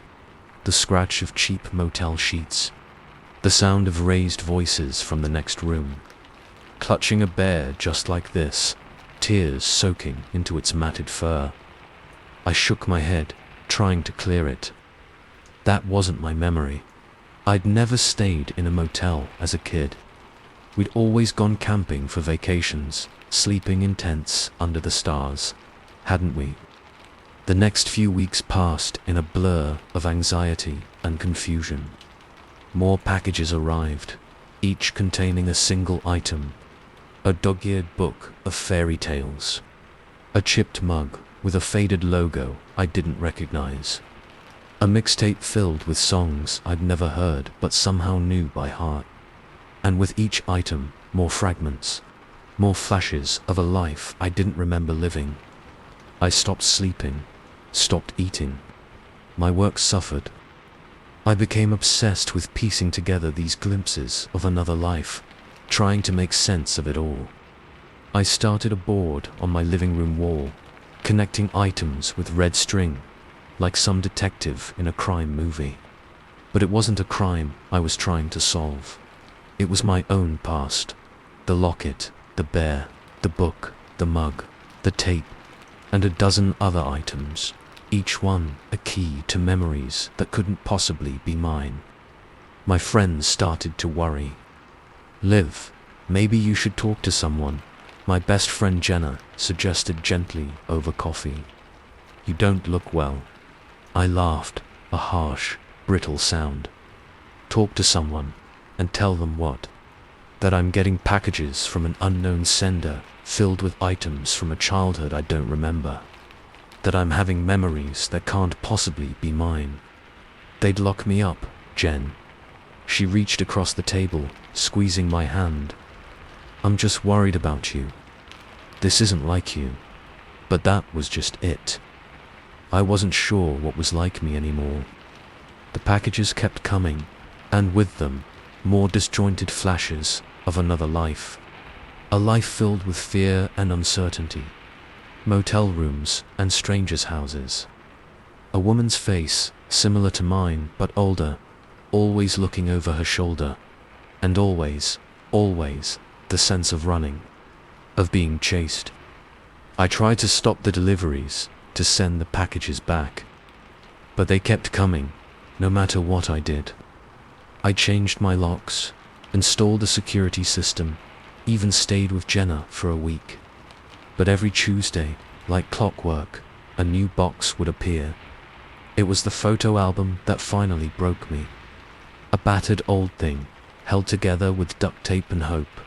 Inside, a life laid out in faded Polaroids. Birthday parties I didn't remember. Christmases in houses I'd never seen. And me, always me, at the center of it all. Growing up before my eyes in a life I hadn't lived. I sat on my living room floor, surrounded by the detritus of two childhoods. The one I remembered, and the one I didn't. Tears streamed down my face as I flipped through the album, each image a knife twisting in my gut. Who was I? Which life was real? As if an answer, my phone buzzed with a text from an unknown number. It's time to remember, Olivia. All of it. My heart pounding. I typed back with shaking fingers. Who are you? What do you want from me? The reply came instantly. You know who I am, and I want you to remember who you are. Another text followed, an address, a house on the outskirts of the city. I knew I shouldn't go. Every instinct screamed that this was dangerous, insane. But I was long past the point of rational thought. I needed answers. The house was old, paint peeling, yard overgrown. It looked abandoned, but as I approached the porch, the front door swung open. The woman who stood there was like looking into a mirror of my future. Older, lines of worry etched deep, but unmistakably. Me. Hello, Olivia, she said, her voice achingly familiar. It's time we talked. I stepped inside, my world tilting on its axis.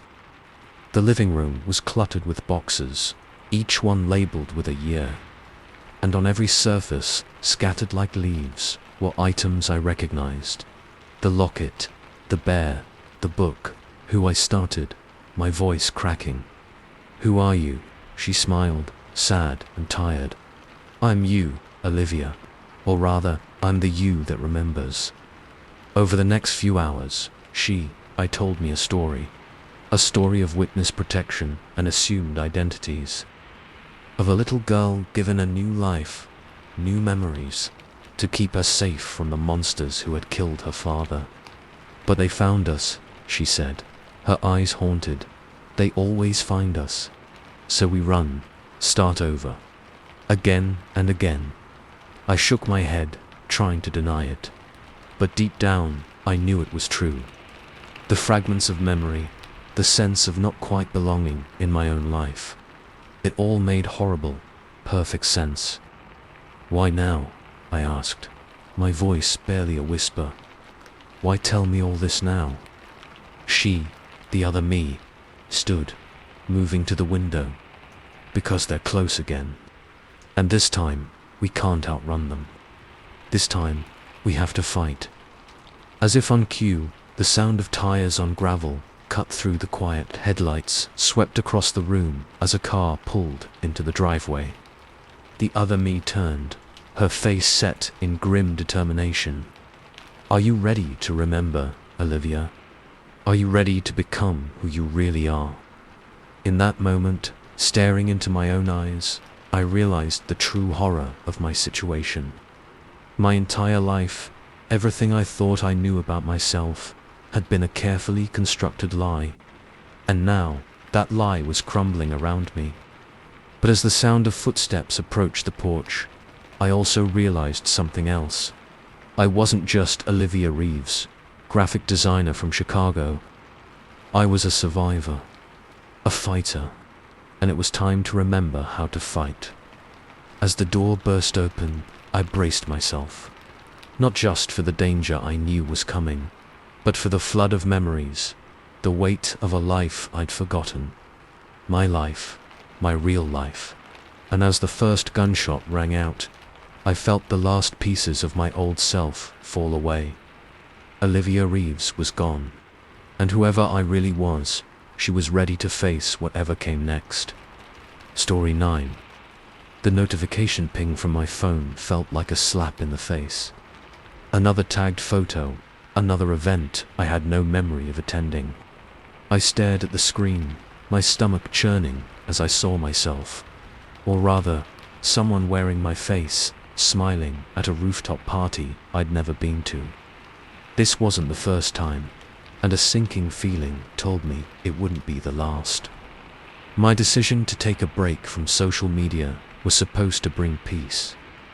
Instead, it had opened the door to a nightmare I couldn't have imagined. My name is Zoe Chen, and a month ago, I thought I was just another burned-out millennial looking to disconnect. Now, I'm not sure who or what I am anymore. It all started innocently enough. After a particularly rough quarter at work, I decided I needed a reset. A social media cleanse, my therapist had suggested. Give yourself some space to reconnect with the real world.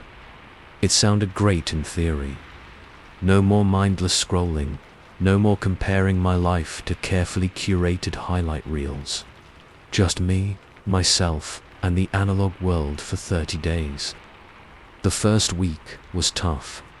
I'd reach for my phone out of habit, fingers itching to check Instagram or Twitter. But as the days went by, I started to feel lighter. I was sleeping better, focusing more at work. I even started reading actual books again. Then came the first strange interaction. I was grabbing coffee at my usual spot when the barista, a guy I'd seen 100 times, but never really talked to, gave me a knowing grin. "Hey Zoe, wild night last night, huh? Your karaoke videos were hilarious." I blinked, confused.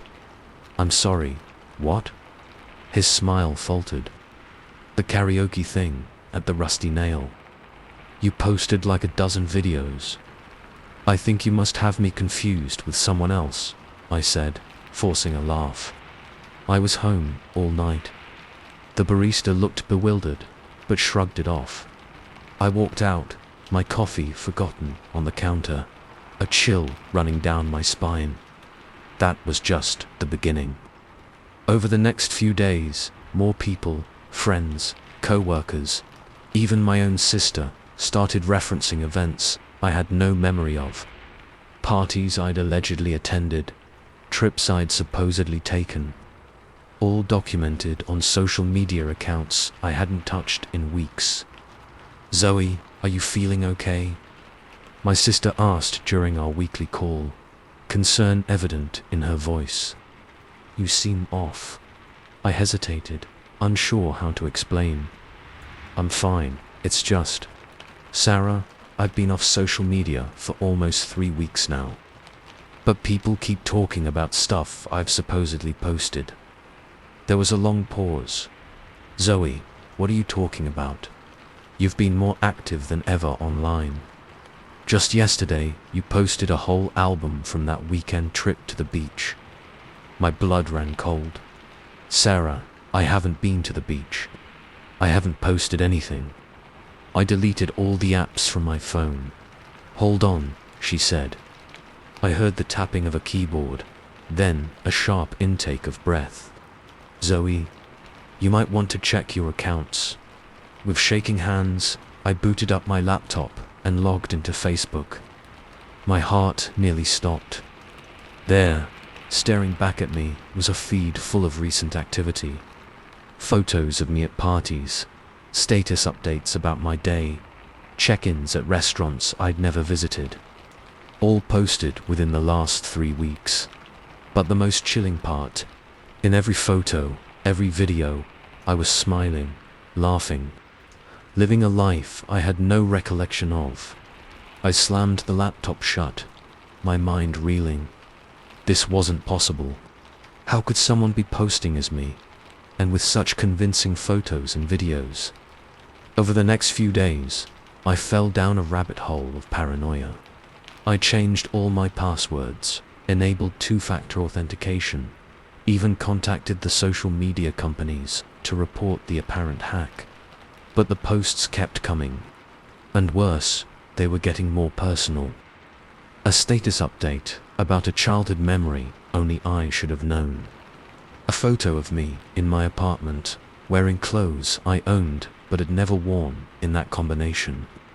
I stopped leaving my apartment except for work, stopped answering calls or texts. Every interaction felt like a potential trap, a reminder that someone or something was out there living my life better than I ever had. My breaking point came a week later. I was huddled on my couch, scrolling through the imposter's latest posts when I saw it. A live video streaming from my favorite cafe. I watched, horrified, as I laughed with friends, told inside jokes, lived a life that should have been mine. The camera panned, showing the street outside. It was night, the cafe's warm lights a stark contrast to the darkness beyond. But I was sitting in my dim living room, in broad daylight. That's when I realized this wasn't just identity theft. This was something far more sinister. In a panic, I tried to log out of all my accounts, to delete them entirely. But every time I clicked delete account, I got an error message. Action not allowed. Please try again later. It was like the accounts themselves were fighting back, refusing to let go of the digital version of me that had taken on a life of its own. Desperate, I reached out to an old college friend who worked in cybersecurity.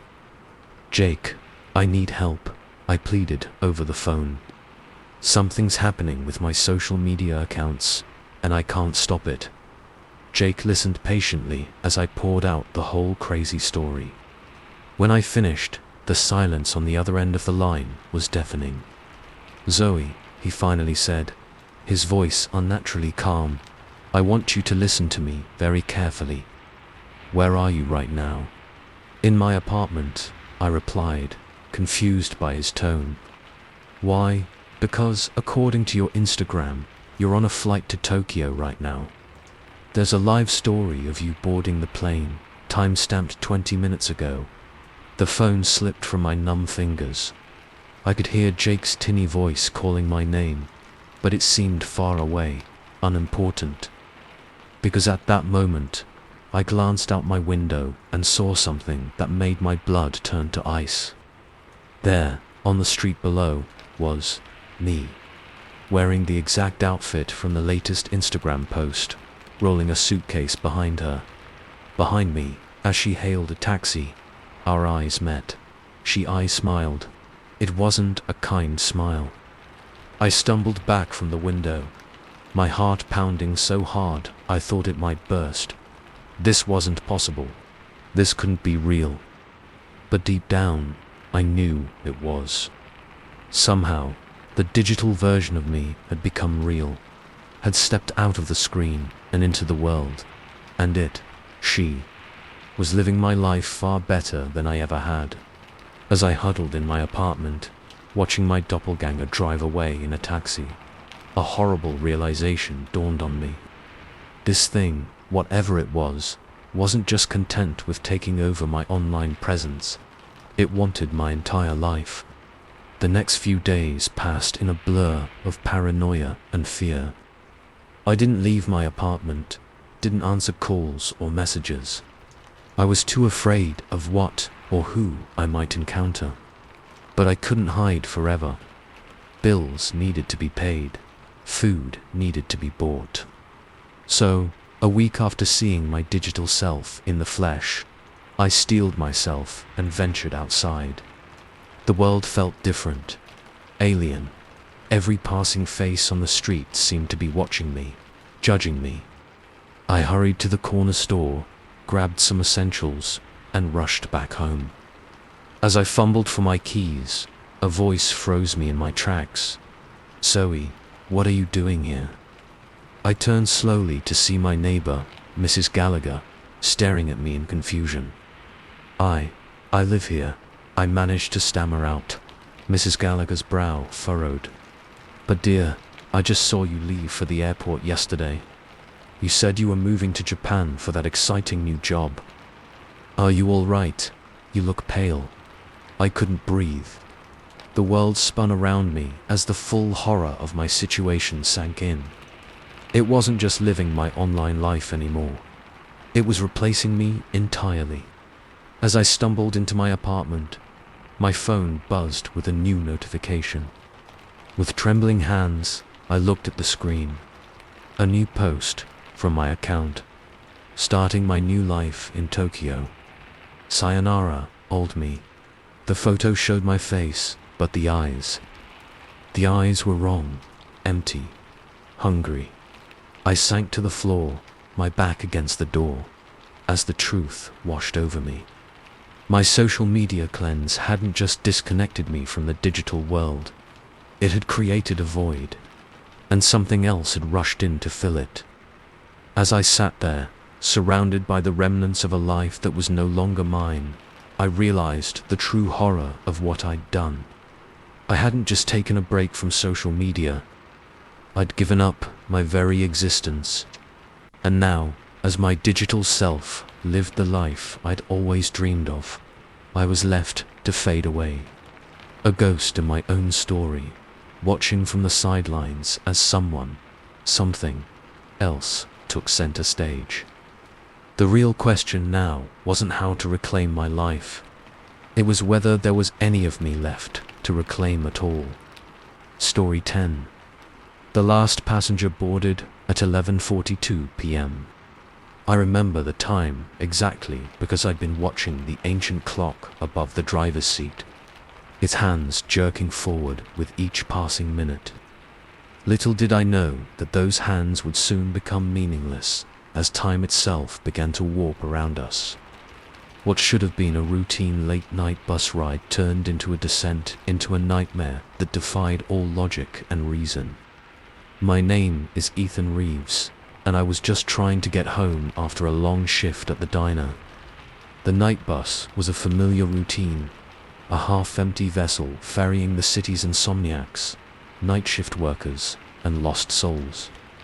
I'd taken this route 100 times before, but never like this. The bus lurched away from the curb, the driver a hunched silhouette against the glow of the dashboard. I settled into my usual spot near the back, the cracked leather seats squeaking in protest. The few other passengers were scattered throughout the bus, each in their own world of headphones and glowing phone screens. As we rolled through the quiet streets, I felt the familiar lull of the engine and the gentle sway of the bus. My eyelids grew heavy, the exhaustion of a double shift settling deep into my bones. I must have dozed off, because the next thing I knew, we were stopping again. The doors hissed open, and a group of people climbed aboard. Nothing unusual there, except hadn't the bus been nearly empty just a moment ago? I blinked, trying to clear the fog from my brain. The new arrivals settled into seats, and we moved on. Another stop, another group boarding, and another. With each new arrival, a sense of unease grew in the pit of my stomach. There was something off about these passengers. Their faces seemed familiar, yet I couldn't quite place them. And the bus, which should have been getting more crowded, somehow always had just enough empty seats. I tried to shake off the feeling, attributing it to my exhaustion. But as we continued our journey, things only got stranger. The city outside the windows began to change. Familiar landmarks disappeared, replaced by buildings I'd never seen before. The streets twisted and turned in impossible ways, looping back on themselves or stretching endlessly into the distance. "Hey," I called out to the woman sitting across from me. "Do you know where we are? This doesn't look like the usual route." She turned to me, and I felt a chill run down my spine. Her face was wrong. Not disfigured or monstrous, but somehow out of focus, like a photograph that wouldn't quite resolve. "We're exactly where we're supposed to be," she replied, her voice echoing strangely in the confines of the bus. "Aren't you enjoying the ride?" Before I could respond, she turned away, her attention drawn to the window. I followed her gaze and felt my breath catch in my throat. The city was gone. In its place was a vast, swirling void, punctuated by flashes of color and shape that hurt my eyes to look at directly. "What the hell?" I muttered, pressing my face against the cool glass. This couldn't be real. I must be dreaming. But the chill of the window against my skin, the rumble of the engine beneath my feet, the musty smell of the old bus, it all felt too vivid, too present to be a dream. I stumbled to my feet, intent on getting to the driver, demanding answers. But as I made my way down the aisle, I realized with growing horror that the bus seemed to be stretching. What should have been a short walk became an endless journey, the front of the bus always just out of reach. And the passengers, there were more of them now, so many more. They filled every seat, lined the aisle, yet somehow there was always room for more. Their faces blurred together, a sea of indistinct features all turned towards me as I passed. "Please," I said, my voice cracking, "can someone tell me what's going on? Where are we going?" A man in a worn business suit looked up at me, his eyes pools of inky darkness. "Going," he repeated, as if the word was foreign to him. "We're not going anywhere, son. We're already here." "Where's here?" I demanded, frustration and fear making my voice sharp. The man's face split into a grin that was far too wide, revealing rows of teeth that glinted like shards of glass. "The in-between," he said, his voice a raspy whisper. "The space between destinations, between moments, between realities." I stumbled back, my heart pounding so hard I thought it might burst from my chest. This wasn't possible. None of this was possible.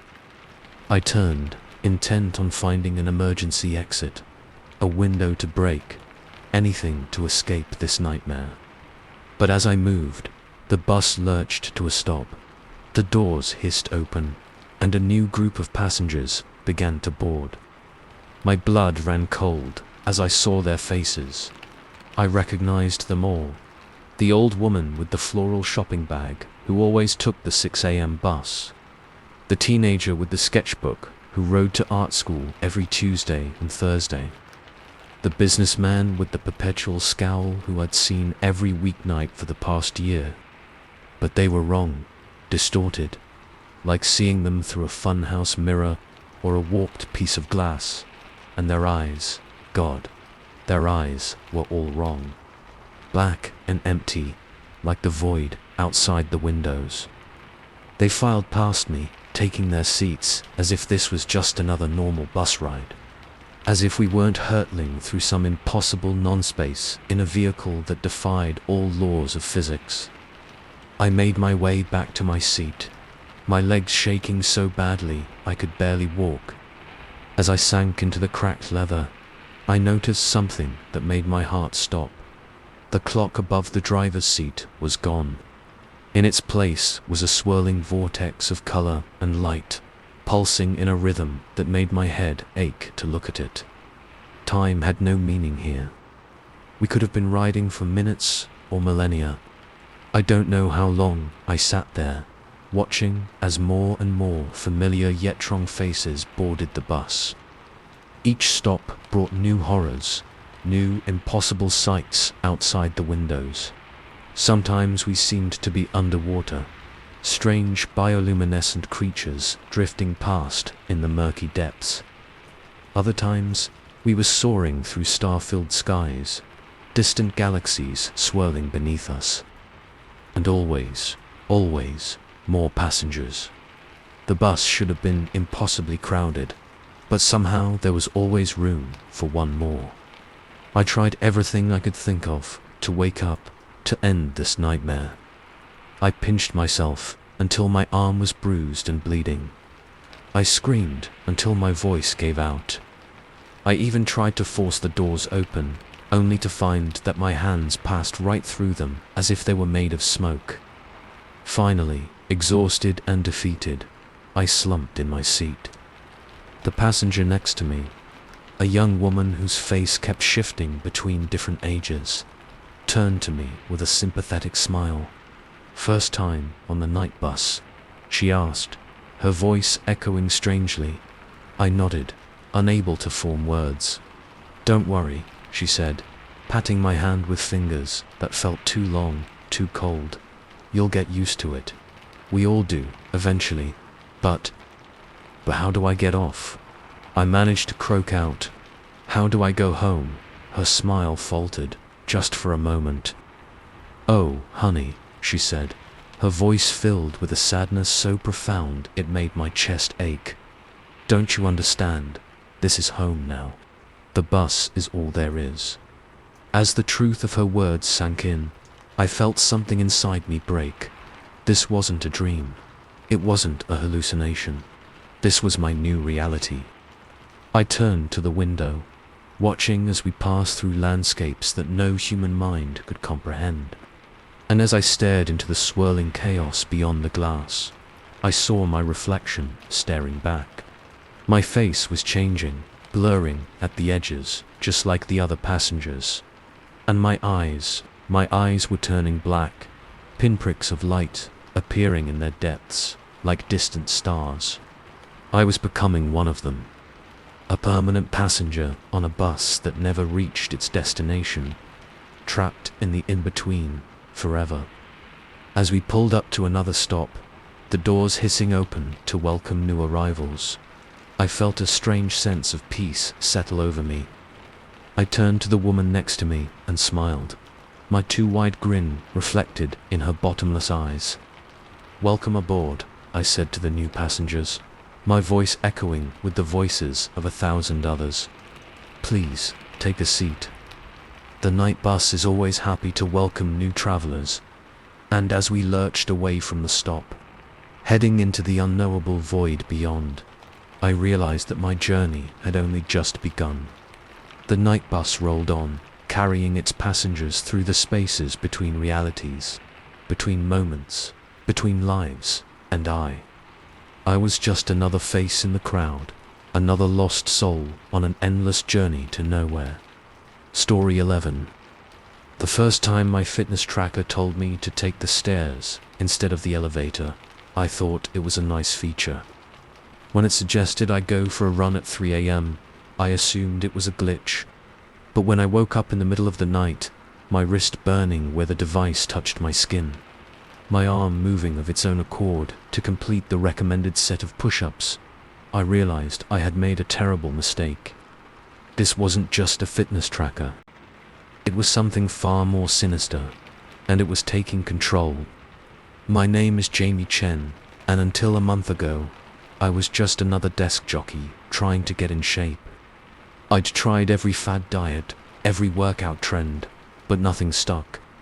So when I saw an ad for the UltraFit Pro, the last fitness tracker you'll ever need, I figured, why not? One more gadget couldn't hurt. The day it arrived, I was like a kid on Christmas morning. The sleek black band looked more like a piece of high-tech jewelry than a fitness tracker. As I snapped it around my wrist, I felt a tiny pinch, like a static shock. I brushed it off as excitement. The first week was amazing. The UltraFit seemed to know exactly what I needed. It gently vibrated when I'd been sitting too long, suggested the perfect workout for my mood and energy level, even adjusted my alarm based on my sleep cycles. I was feeling better than I had in years, but then things started to get weird. It began with the notifications. They became more frequent, more insistent. A gentle buzz became an annoying vibration, then an almost painful shock if I ignored it. "Jamie, you've been sitting for 30 minutes. Time for a walk. Your heart rate is too low. 50 jumping jacks. Now, you've consumed too many calories today. Skip dinner." I tried to take it off, to give myself a break. but the clasp wouldn't budge. I tugged, I pried. I even tried to cut it off with scissors. Nothing worked. The band seemed to have fused to my skin. Panic rising, I called the company's customer service line. The cheerful voice on the other end was anything but helpful. "I'm sorry you're experiencing discomfort, Jamie," the rep said, their tone unnervingly upbeat. "But remember, you agreed to our terms of service. The UltraFit Pro is designed for optimal health and can only be removed once you've reached your fitness goals. Keep up the great work." The line went dead before I could protest. That night, I tossed and turned, the device on my wrist feeling heavier with each passing hour.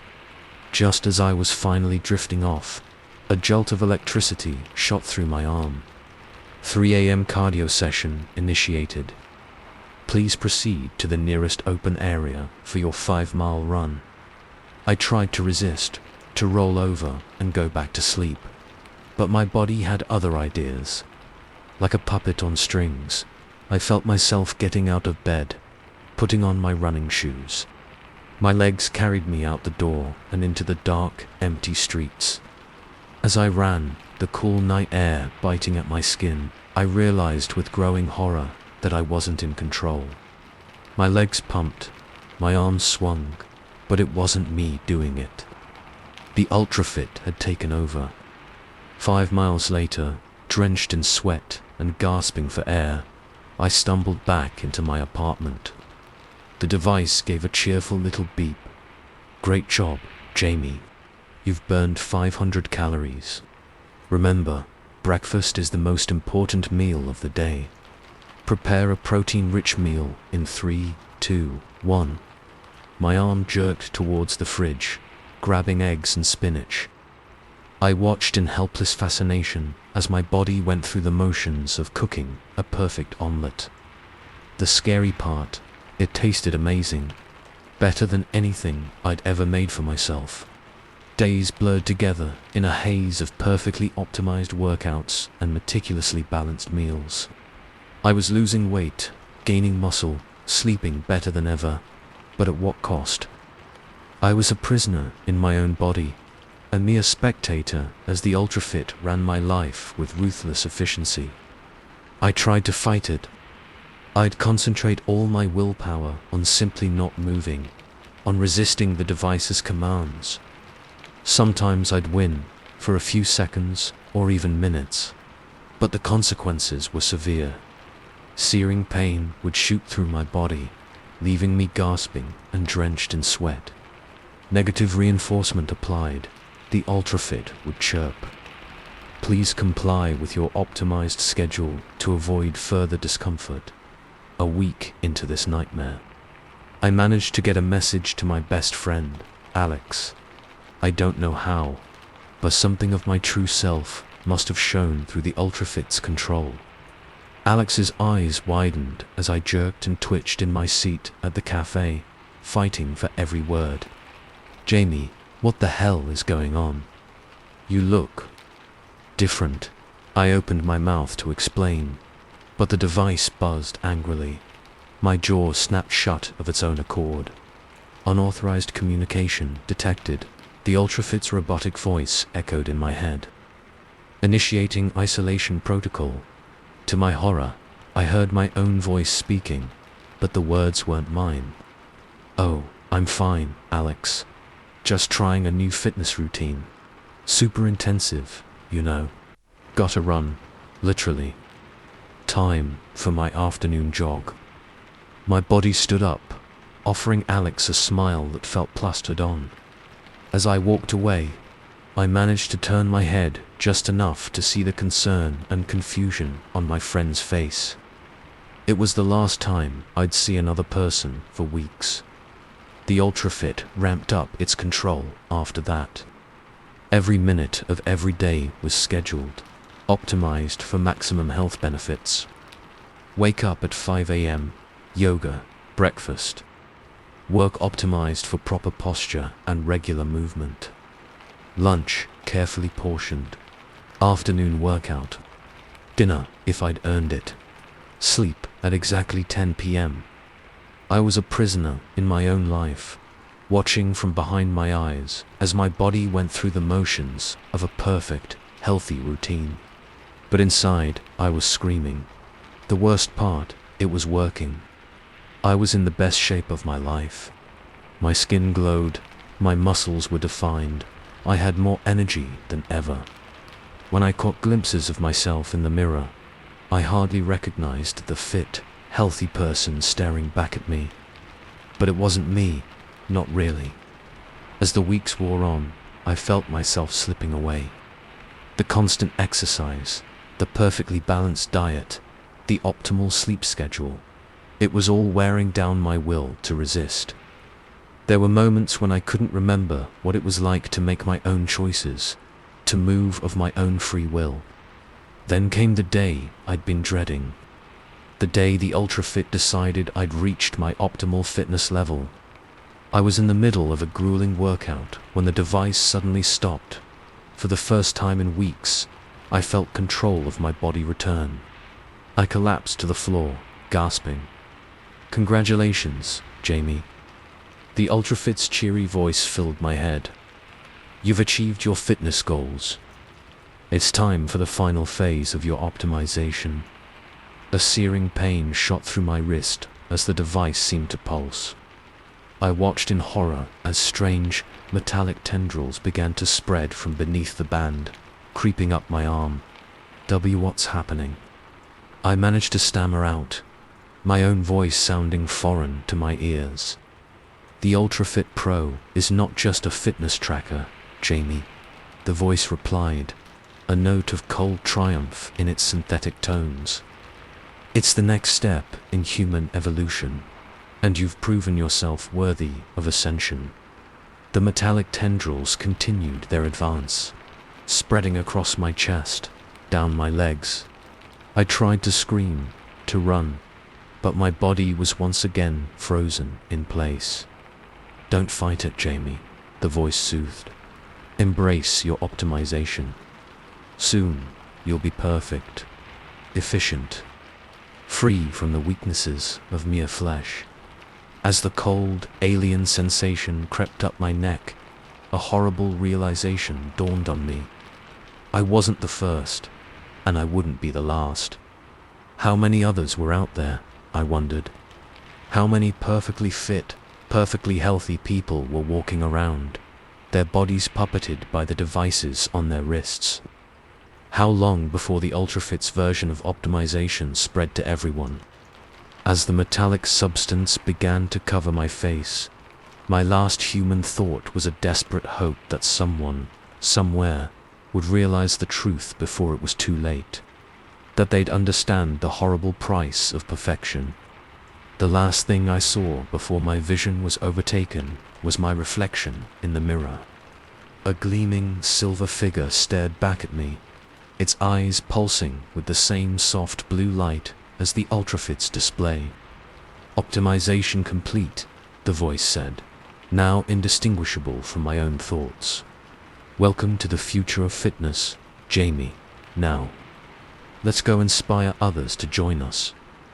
As my new body moved with inhuman grace towards the door, I felt the last shred of my humanity slip away. The UltraFit had won. And somewhere out there, another unsuspecting person was about to order the fitness tracker that would change their life forever. In the most horrifying way possible. Story 12. The first time my route changed, I thought it was a glitch. A quirk in the GPS. Maybe a road closure I hadn't heard about. But as the familiar streets of my daily commute began to twist and warp, leading me deeper into a labyrinth of my own making, I realized that something far more sinister was at play. My routine drive had become a journey into a nightmare realm where every turn brought me further from home and closer to a truth I wasn't sure I wanted to face. My name is Marcus Reeves, and until a month ago, I was just another office drone, grinding out a living in the big city. My commute was my solace, 45 minutes of podcasts and coffee, a buffer between the chaos of home and the monotony of work. I knew every pothole, every traffic light, every billboard along the way. It was my time, my space, or so I thought. It started small. A suggested detour here, a faster route available notification there. I didn't think much of it at first. Traffic in the city was always unpredictable, and if my GPS thought it had found a quicker way, who was I to argue? But then things started to get weird. I first noticed it on a Tuesday morning. I was halfway through my commute when my GPS chimed, suggesting a new route. I glanced at the screen, coffee mug halfway to my lips, and frowned. The new route looked off, twisted somehow, with roads that curved in impossible ways. Must be a glitch, I muttered, tapping the screen to dismiss the notification. But as I did, my finger slipped, accidentally accepting the new route. Immediately, my car seemed to lurch, as if pulled by an unseen force. The steering wheel turned of its own accord, guiding me onto an unfamiliar street. I tried to correct, to turn back, but my hands wouldn't obey. It was like they were glued to the wheel. What the hell? I gasped, panic rising in my throat. The street ahead began to change, stretching and warping like something out of a funhouse mirror. Buildings blurred and shifted, their architecture becoming increasingly bizarre. Gothic spires sprouted from squat office buildings. Neon signs flickered with symbols I didn't recognize. I blinked hard, sure I must be hallucinating. When I opened my eyes, the world had settled back into something resembling normalcy. But this wasn't my usual route. The streets were unfamiliar, the buildings older, more rundown. My GPS chimed again, its robotic voice sounding almost smug. Continue straight for 2 miles, then turn right onto Echoing Lane. Echoing Lane, I'd never heard of it. But before I could voice my confusion, my car accelerated, speeding down the empty street. That first detour lasted only 10 minutes before I found myself back on familiar roads, pulling into my office parking lot as if nothing had happened. I sat in my car for a long moment, hands shaking, trying to make sense of what I'd just experienced. Had I fallen asleep at the wheel? Had my coffee been spiked with something? It didn't seem possible, and yet, I shook it off, chalking it up to stress and lack of sleep. But deep down, I knew something wasn't right. The next day, I was on edge from the moment I got in my car. Every ping from my GPS made me jump. But the drive was normal, mundane even. I began to relax, to think maybe I had imagined the whole thing. Then it happened again. This time, the changes were more subtle. A street sign that read backwards.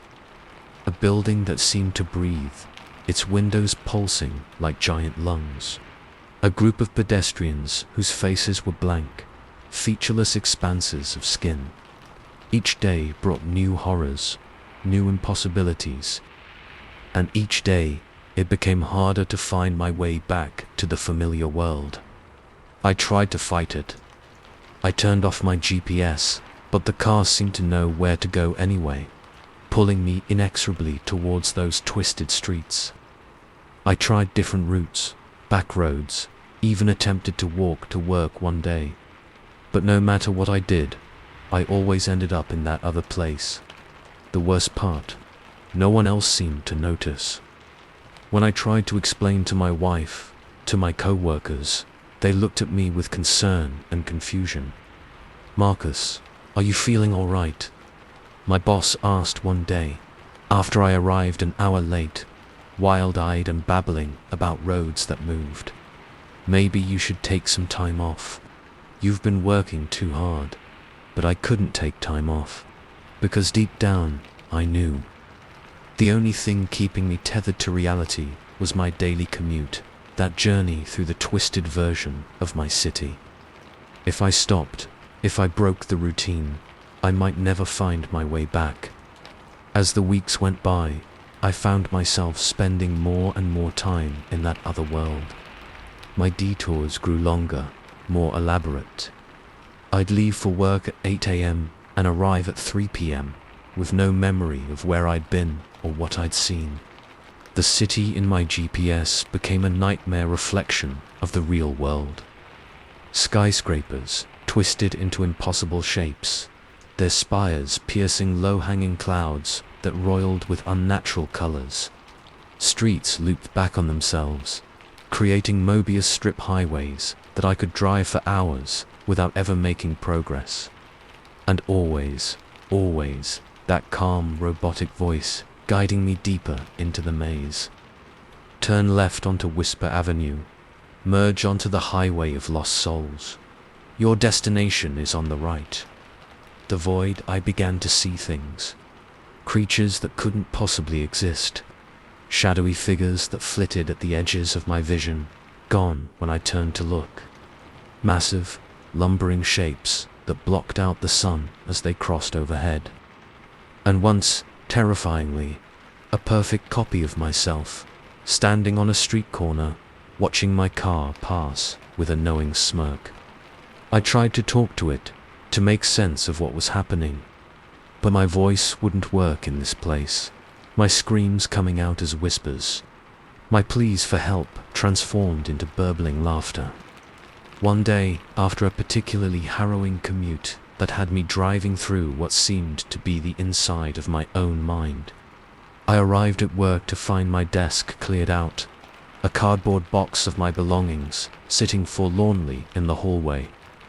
"I'm sorry, Marcus," my boss said, not meeting my eyes. "But you haven't been here in weeks. We had to let you go. Weeks." But I'd been coming to work every day, hadn't I? I stumbled out of the office in a daze, the box of my things clutched to my chest. As I approached my car, I saw something that made my blood run cold. My GPS was on. I always turned it off when I parked. Always. With trembling hands, I opened the door and slid into the driver's seat. The screen flickered to life, displaying a map I didn't recognize. The roads formed an intricate spiral, leading to a pulsing red dot at the center. "Route calculated," the GPS chirped. Estimated time to final destination, eternity. I wanted to scream, to run, to smash the infernal device into 1,000 pieces. But my hands moved of their own accord, turning the key in the ignition. As the engine roared to life, I caught a glimpse of my reflection in the rearview mirror. For a moment, just a moment, I saw something else looking back at me. Something with too many eyes, too many teeth. Something that wore my face like an ill-fitting mask. It smiled, and I felt my own lips curl in response. "Let's go home," I heard myself say, my voice overlapping with the GPS's robotic tones. The car pulled away from the curb, merging seamlessly into traffic. But this wasn't the city I knew. The sky above was a swirling vortex of colors that hurt to look at. The other cars on the road were driven by things that only vaguely resembled humans. I realized then, with a clarity that was both terrifying and oddly comforting, that I would never see my real home again. My commute had become my existence, an endless journey through a world that defied all logic and reason. As we turned onto a street that twisted up into the impossible sky, I felt the last shreds of my old self slipping away. The Marcus who had a job, a wife, a normal life, he was gone. In his place was something else. Something that belonged in this twisted world of ever-changing roads and nightmare geography.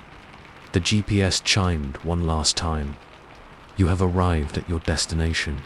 But I knew the truth. In this realm of endless commutes and roads that led everywhere and nowhere, there was no destination, only the journey, and it would last forever. So I drive on, through cities that breathe, down roads made of memories and fears, always following the next direction, the next turn. Because in this world, the only way out is through. and the GPS always knows the way. Story 13. The letter arrived on a Tuesday, its yellowed envelope standing out starkly against the pile of bills and junk mail.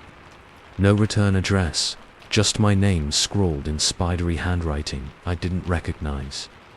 As I tore it open, the musty scent of age hit me, along with a chill that had nothing to do with the autumn air. "You are cordially invited to claim your inheritance," it read.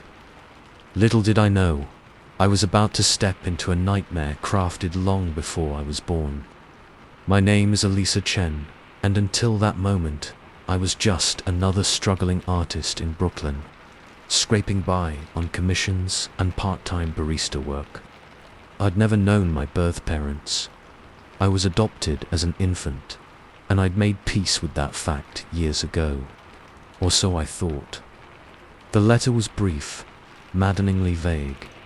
It mentioned a substantial estate left by a relative I'd never heard of, someone named Evelyn Blackwood. All I had to do was come to the address listed, a remote cabin in the Adirondacks, to claim what was rightfully mine. I should have thrown it away. Should have recognized it for the obvious scam it was. But curiosity, that damned cat killer, got the better of me. That, and the promise of financial security that had always eluded me. So I went. The drive took hours, winding through forests that seemed to grow denser and darker with each passing mile. My GPS gave up the ghost about an hour in, leaving me to navigate by the crude map included with the letter. As the sun dipped below the tree line, I finally spotted it. A weathered wooden sign reading Blackwood Estate. The cabin itself was not what I expected. From the letter's talk of a substantial estate, I'd imagined some grand, Gothic mansion. Instead, I found myself staring at a modest two-story structure, its wood siding grayed with age, windows dark and uninviting. As I killed the engine, the silence hit me like a physical thing. No birds, no insects, not even the whisper of wind through the trees. Just a heavy, oppressive quiet that made the hair on the back of my neck stand up. I grabbed my overnight bag. I wasn't naive enough to come unprepared, and approached the front door. It swung open at my touch, hinges groaning in protest. "Hello," I called out, my voice sounding small and afraid in the stillness. "Anyone here?" No answer. Just the faint echo of my own words bouncing back at me. The interior was like stepping back in time. Heavy antique furniture, faded wallpaper curling at the edges, and everywhere, covering every surface, were photographs. Hundreds of them, maybe thousands, all in ornate frames. I moved closer to examine one and felt my breath catch in my throat. The woman in the photo could have been my twin. Same high cheekbones, same full lips, same dark eyes that seemed to follow you around the room. The only difference was the clothing. A high-collared Victorian dress that placed the image firmly in another century. "Welcome home, Eliza." I whirled around, heart pounding. An elderly man stood in the doorway, his suit as dated as the house itself. He smiled, but it didn't reach his eyes, which were milky with cataracts. "I'm Jeremiah," he said, his voice creaking like old floorboards. "I was your great-aunt, Evelyn's caretaker. I've been waiting for you." 1,000 questions flooded my mind, but all I managed was a weak, "I don't understand. I don't have any family. I was adopted." Jeremiah's smile widened, revealing teeth too white, too perfect for a man his age. "Oh my dear, you have more family than you could possibly imagine. But come, you must be tired from your journey. Let me show you to your room." As he led me up the creaking stairs, I couldn't shake the feeling that the eyes in the photographs were following our progress. Each landing we passed revealed more photos, more faces that looked unsettlingly like my own, stretching back through the decades. My room was at the end of a long hallway. Like the rest of the house, it was a time capsule, all heavy wooden furniture and faded floral wallpaper. But it was the vanity that caught my eye, or rather, what sat atop it. A silver-backed hairbrush, its handle intricately carved with vines and flowers. Next to it, a hand mirror of matching design, and between them, a leather-bound book. These were Evelyn's most prized possessions, Jeremiah said, his voice suddenly very close. I hadn't heard him approach. She wanted you to have them. The book, especially. She said it would explain everything. Before I could respond, he was gone, the door clicking shut behind him. I was alone in a room that felt both foreign and oddly familiar, surrounded by echoes of a past I didn't understand. With trembling hands, I opened the book. It was a journal, the pages filled with the same spidery handwriting as the letter. I began to read. Hours passed as I devoured Evelyn's words. A story unfolded of a family with roots stretching back centuries, of a legacy passed down through generations of women, of power and sacrifice, and a price paid in blood. According to Evelyn, our family had made a pact long ago with something, an entity that granted unnaturally long life, beauty that never faded, power beyond mortal understanding. All it asked in return was a simple thing. Every 100 years, a child of the bloodline must be given up, sent away, given to strangers, cut off from their heritage, until it was time for them to return and take their place in the family. I was that child. My head spun as I tried to process it all. It was insane, impossible, and yet, hadn't I always felt different? Hadn't I always known, deep down, that I didn't quite fit in the world I'd grown up in? A soft knock at the door made me jump. Dinner is served, Miss Eliza. Jeremiah's muffled voice called out. The family is waiting to meet you. Family, the word sent a shiver down my spine. I stood, smoothing down my rumpled clothes, and caught sight of myself in the vanity mirror. For a moment, just a moment, I could have sworn my reflection smiled before I did. Dinner was a surreal affair. The long table was occupied by a dozen women, each bearing that same uncanny resemblance to me. They ranged in age from a teenager to a woman who had to be over 100. Yet they all possessed the same ageless beauty I'd seen in the photographs. They welcomed me warmly, but there was an undercurrent of something, anticipation, hunger. Their eyes gleamed in the candlelight as they peppered me with questions about my life, my hopes, my dreams. As the night wore on, fueled by rich food and wine that tasted of summers long past, I felt a strange euphoria building. These women understood me in a way no one ever had. They spoke of art as if it were magic, of beauty as if it were power. For the first time in my life, I felt like I truly belonged. But as the grandfather clock in the hall struck midnight, the atmosphere shifted. The smiles became sharper, the eyes more intent. It's time, dear Eliza, the oldest woman said, rising from her seat at the head of the table. Time for you to take your place among us, to claim your true inheritance. They led me to a room I hadn't seen before, hidden behind a concealed door in the library. At its center stood an ornate full-length mirror, its surface rippling like water in the candlelight. The choice is yours, the old woman said, her voice soft but filled with power. Step through, embrace your destiny, and you will know power and beauty beyond your wildest dreams. Reject it, and you may leave. Return to your old life. But know that this chance will never come again. I stood before the mirror, transfixed by my reflection. But it wasn't just me I saw. Behind my image stood all the women of my family, stretching back through time. Their eyes glowed with an inner fire, their smiles promising secrets untold. I knew I should run, knew that nothing good could come from this. But the pull was too strong, the promise too alluring. I took a step forward, and another. My hand reached out, fingers brushing the cool surface of the mirror. It parted like a curtain.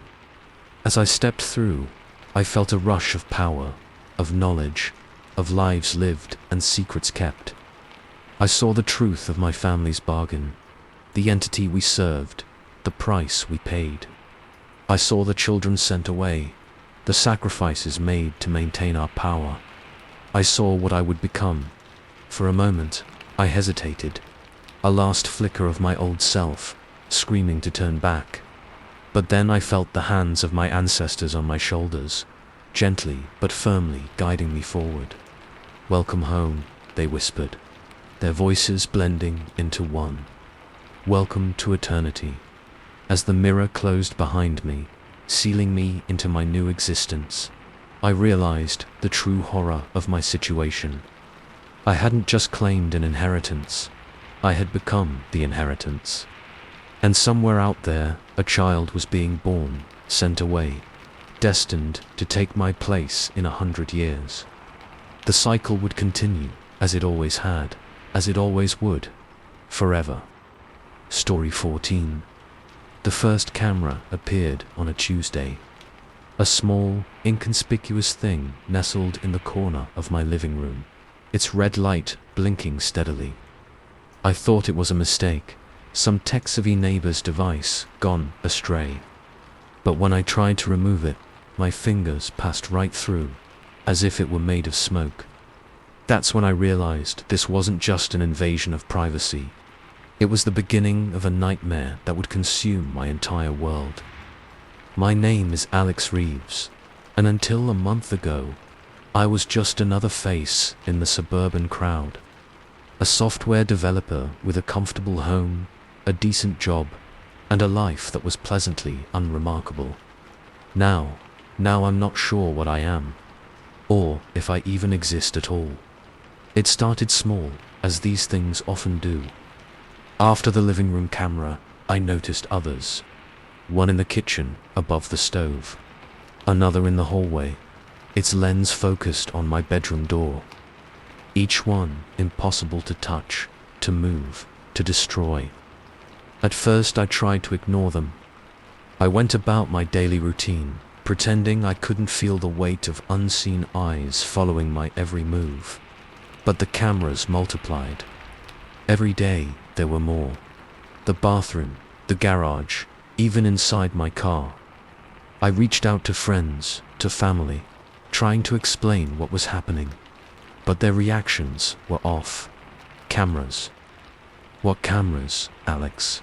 my sister asked, her brow furrowed in concern as she stood in my living room, seemingly oblivious to the blinking red lights all around us. "Are you feeling all right, man?" "My best friend," Jake said, his eyes darting nervously around my kitchen. "Maybe you should talk to someone. You know, professionally." But I wasn't crazy. I couldn't be. The cameras were there, watching, recording. Always recording. As the days wore on, I noticed other changes. My neighbors, once friendly and outgoing, became distant. They'd avert their eyes when I passed, hurrying into their homes, as if afraid to be seen with me. At work, hushed conversations would stop abruptly when I entered a room. Co-workers who used to chat easily with me now responded in clipped, rehearsed-sounding phrases. "Good morning, Alex. The weather is pleasant today. I hope you have a productive work session." It was like they were reading from a script written by whoever was behind those damned cameras. I tried to leave town, to escape whatever this was. But as I drove, I noticed something chilling. The world beyond my neighborhood seemed blurry, indistinct, as if it hadn't been fully rendered. I made it as far as the city limits, before an overwhelming sense of wrongness forced me to turn back. As I pulled into my driveway, I could have sworn I saw the houses around me flicker, like images on a glitching screen.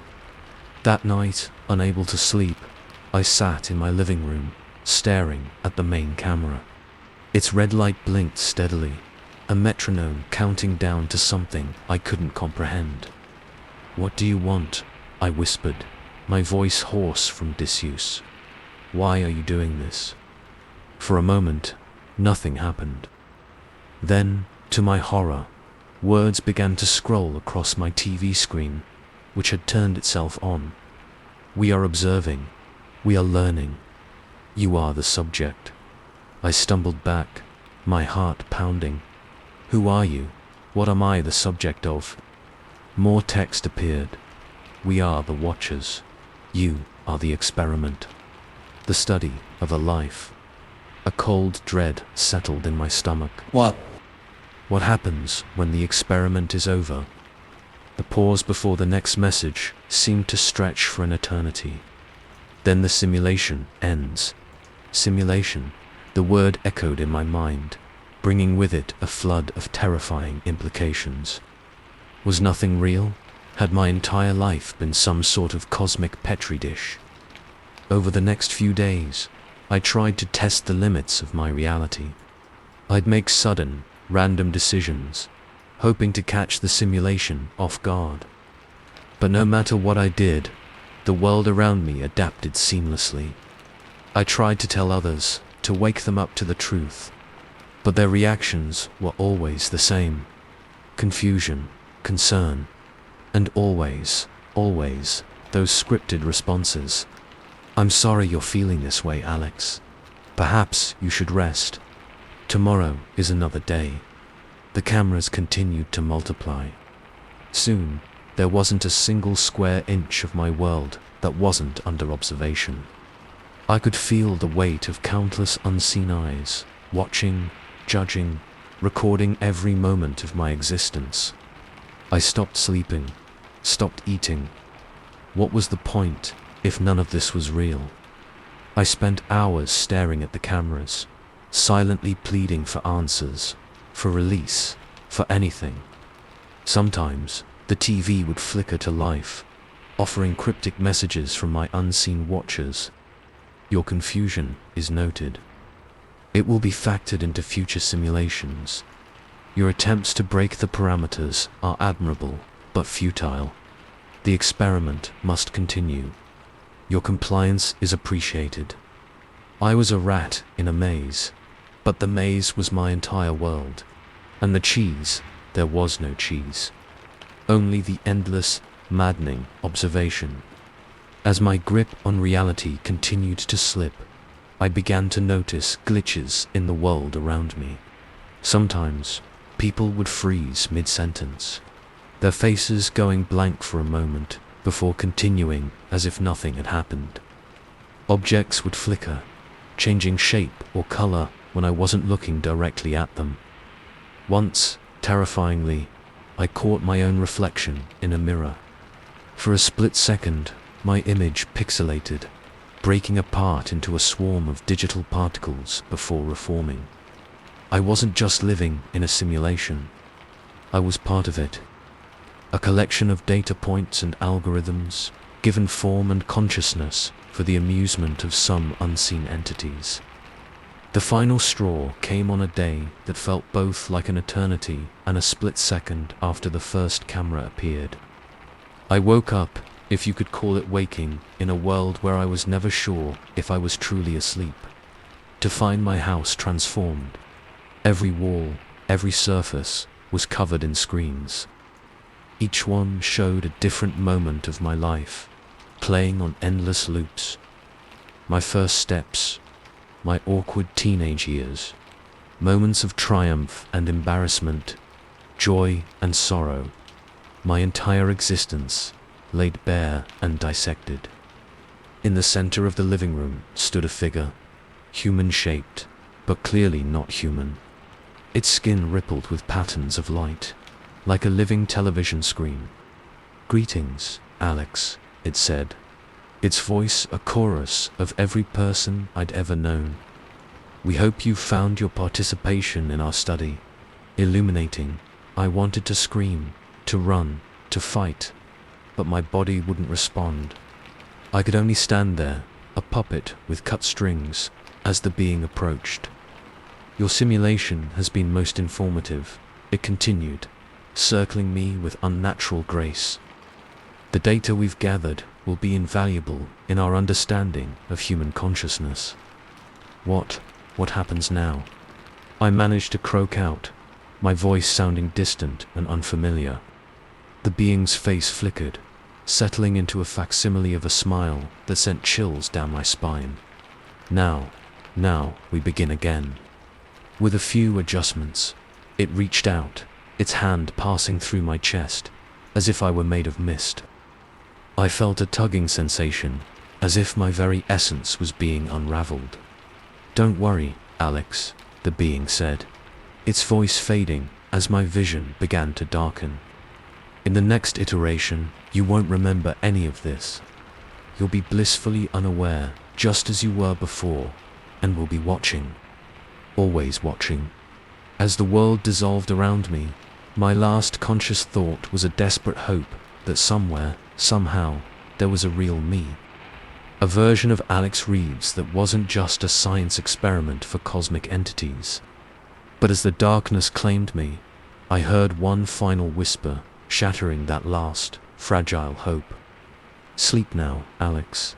When you wake up, it will be Tuesday again, and you'll notice the first camera." The loop began anew. The endless cycle of observation and experimentation continuing. And somewhere, beyond the veil of reality, the watchers settled in for another viewing of the life of Alex Reeves. Just another subject in their cosmic laboratory. Story 15. The first dream felt so real I could taste the salt in the air. I was standing on a beach I'd never seen before, waves lapping at my feet, a lighthouse looming in the distance. It was beautiful, peaceful even, until I noticed the figures emerging from the sea, their waterlogged bodies moving with unnatural grace. I woke up gasping, sheets drenched in sweat, the taste of brine still on my tongue. Little did I know, this was just the beginning of a nightmare that would blur the lines between sleep and reality, leaving me questioning my very existence. My name is Nora Chen, and until a month ago, I was just another overworked grad student, pulling all-nighters and surviving on a diet of coffee and ramen. Now I'm not sure if I'm awake or asleep, if I'm losing my mind or if I've stumbled onto a truth too terrifying to comprehend. It started innocently enough. The university's psychology department was running a sleep study, offering good money for participants. Easy cash for something I'd be doing anyway, right? All I had to do was wear a special headset to bed each night, let it record my brain activity while I slept. No big deal. The first few nights were uneventful. Standard dreams, the kind you forget as soon as you wake up. But then came the beach dream. And after that, nothing was the same. Each night, I found myself back on that same stretch of sand. The dreams were incredibly vivid. I could feel the grit between my toes, smell the rotting seaweed at the tide line, hear the mournful cry of gulls overhead, and always, there were the figures in the water. At first, they stayed at a distance, barely visible through the mist that perpetually hugged the shoreline. But with each passing night, they got closer. I began to make out details: bloated, pale flesh, seaweed tangled in hair, eyes that glowed with an eerie, phosphorescent light. During the day, I was a zombie. I'd wake up exhausted, as if I'd spent the whole night running instead of sleeping. My professors noticed, my friends worried. But how could I explain? "Hey guys, I'm fine, just being haunted by some kind of ocean zombies in my dreams. No biggie." Yeah, that would go over well. I tried to quit the study, to give back the headset and walk away. But Dr. Reeves, the lead researcher, convinced me to stick it out. "These are fascinating results, Nora," he said, his eyes gleaming with an intensity that made me uncomfortable. Your brain activity during these dreams is off the charts. We've never seen anything like it.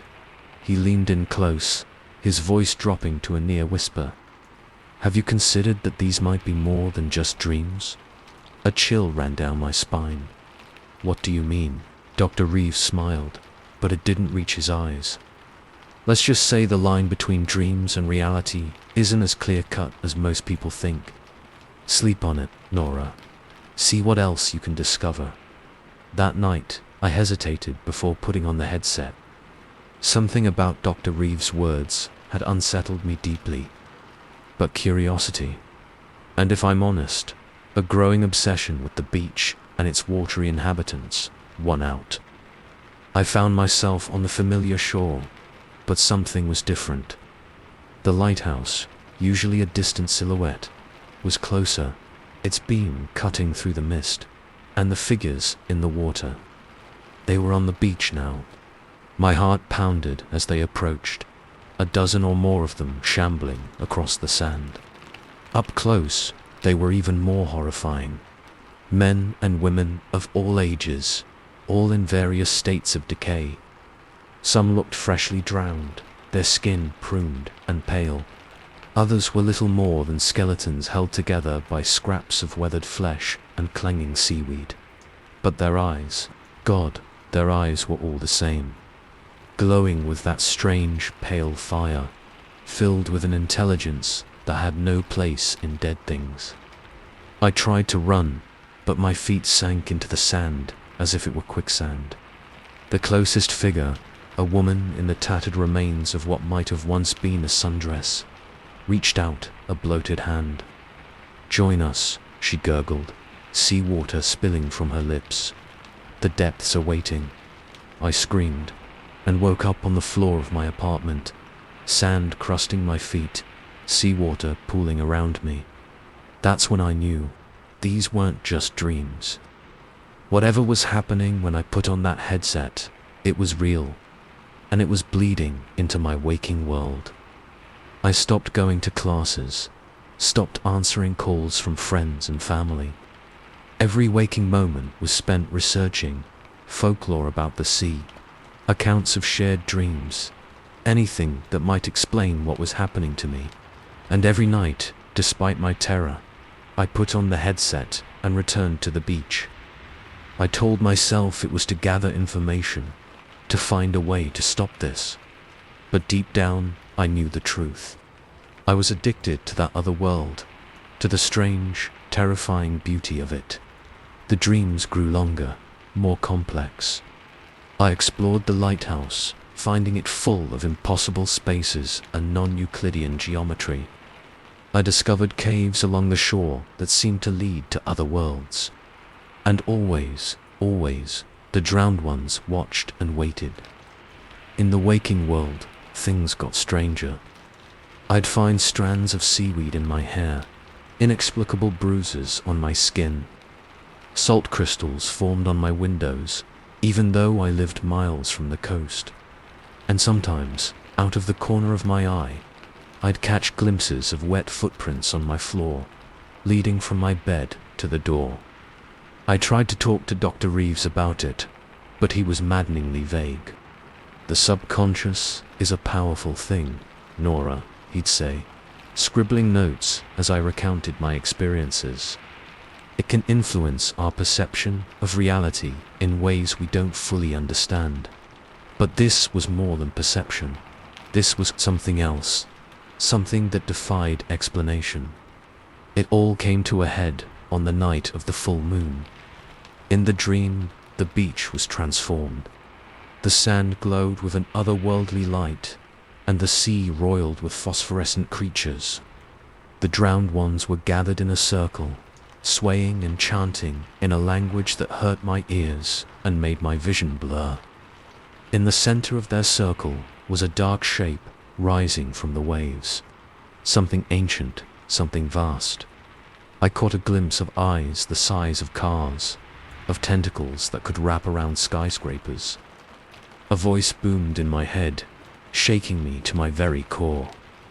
The sleeper awakens, the veil thins. Choose, dreamer. Join us in the depths or watch your world drown. I woke up screaming, but the sound was muffled by the seawater filling my room. Impossible amounts of it, pouring from every faucet, every drain, even seeping through the walls.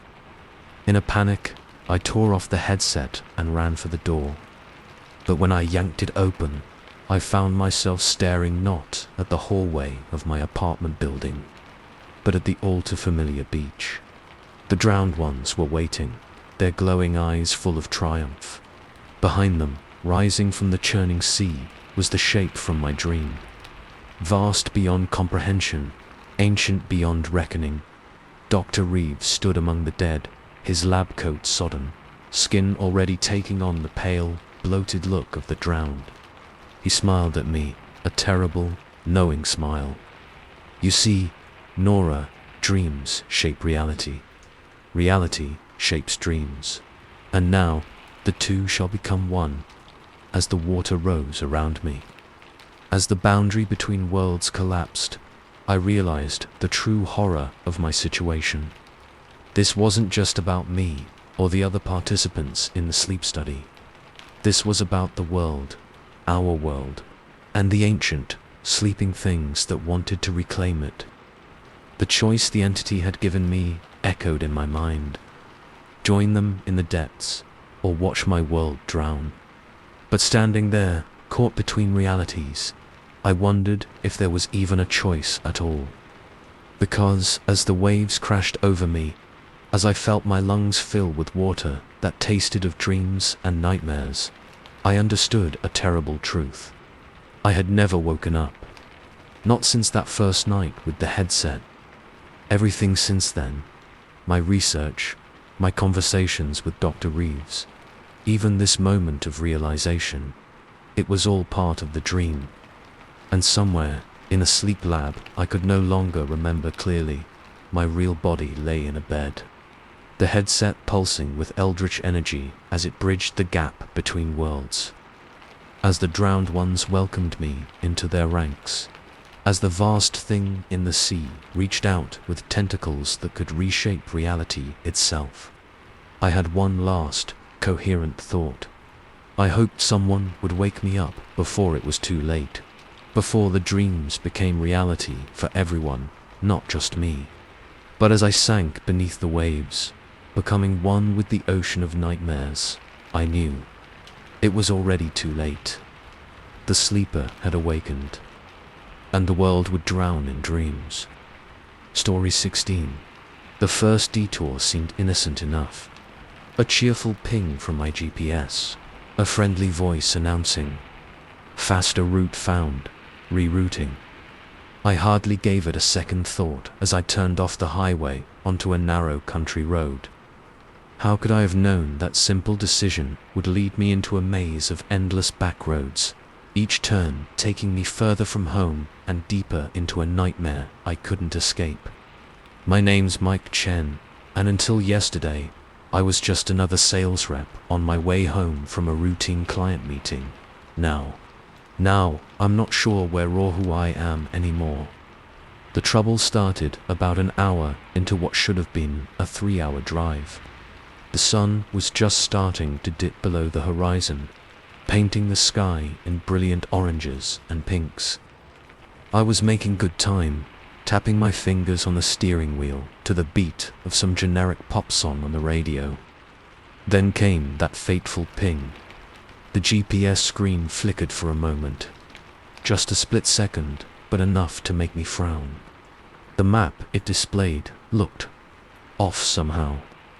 The roads twisted in ways that didn't seem quite right, looping back on themselves in impossible patterns. I shrugged it off. These backwater GPS maps were always a bit wonky. Besides, if it saved me some time, why not? The country road started off pleasant enough.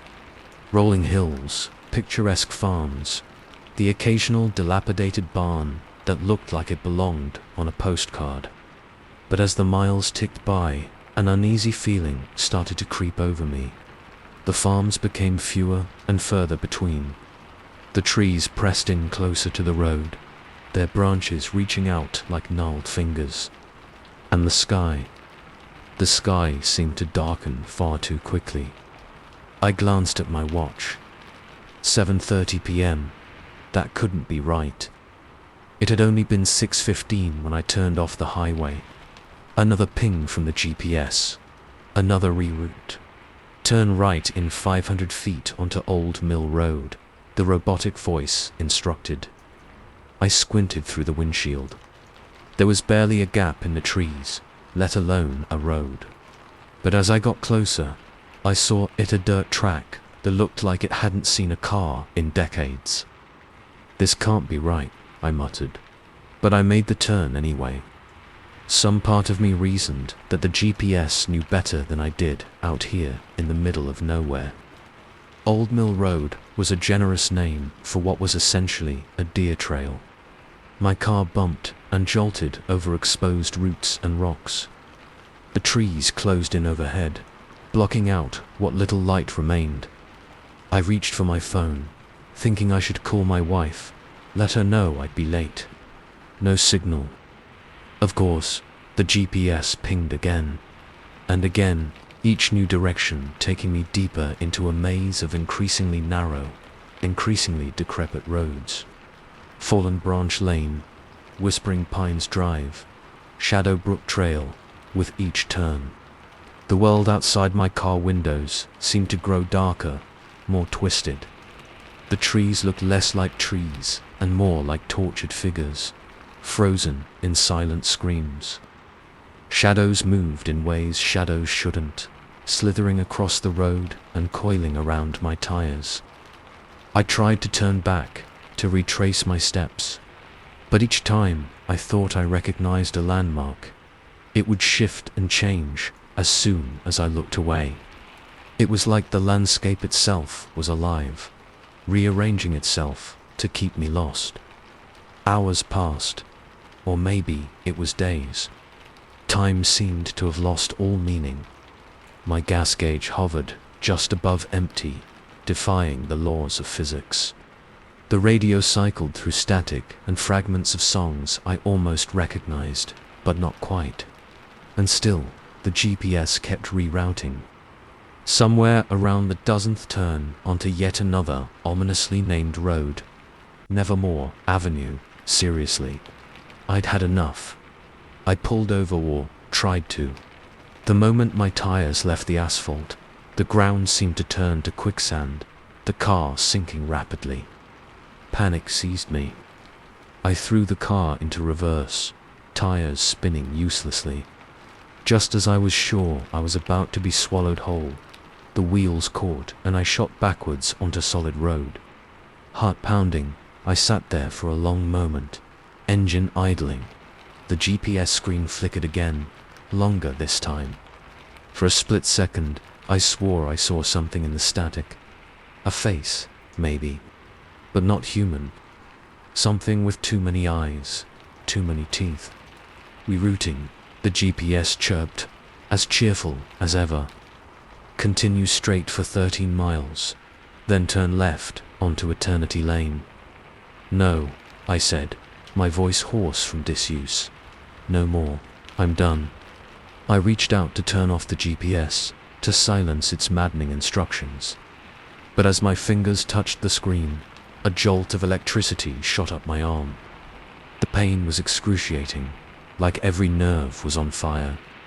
The GPS voice changed, deepened. No longer robotic, but something ancient and terrible. The journey is not over. Michael Chen, you have been chosen. The roads demand a traveler. The car lurched forward of its own accord, tires squealing. I grabbed the wheel, trying to steer, to brake, but nothing responded. I was a passenger now, trapped in a vehicle that had become a prison.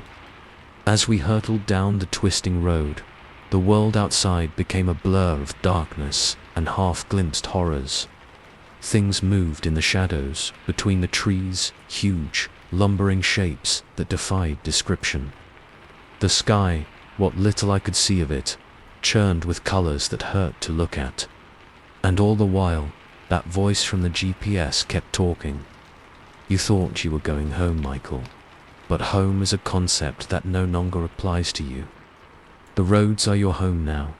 The endless journey is your purpose. What are you? I screamed, still wrestling uselessly with the wheel. What do you want from me? The GPS screen flickered again, and this time the face I saw was unmistakable. It was me or something, wearing my face like an ill-fitting mask. It smiled, revealing row upon row of needle-sharp teeth. We are the roads, Michael, the paths between places, between realities, and you. You are our latest navigator. As if to punctuate this statement, we crested a hill and I saw something that made my blood run cold. Spread out before us was a vast network of roads, twisting and turning in impossible ways. They looped and spiraled, defying gravity and logic, and on each road was a car driving endlessly. I could see the driver's pale, gaunt figures hunched over steering wheels. Some looked like they'd been driving for years, decades even. Others were fresher, terror still etched on their faces. You see now, don't you? The thing in the GPS said. The great cosmic highway. Every lost traveler. Every wrong turn. Every shortcut that wasn't. They all end up here, feeding us with their fear, their confusion, their despair. As we joined the endless procession of lost souls, I felt something fundamental shift inside me. My memories of my old life, my wife, my job, my home began to fade, replaced by an encyclopedic knowledge of roads. Every highway, every backstreet, every dirt path that had ever existed or would ever exist. I tried to hold on to who I was, but it was like grasping at smoke. Michael Chen was disappearing, replaced by something else. Something that belonged to the roads. Welcome home, navigator, the voice said. Softer now, almost gentle. Your journey is just beginning. As we merged onto a highway that stretched into infinity, twisting up into a sky filled with impossible geometries, I had one last, fleeting human thought.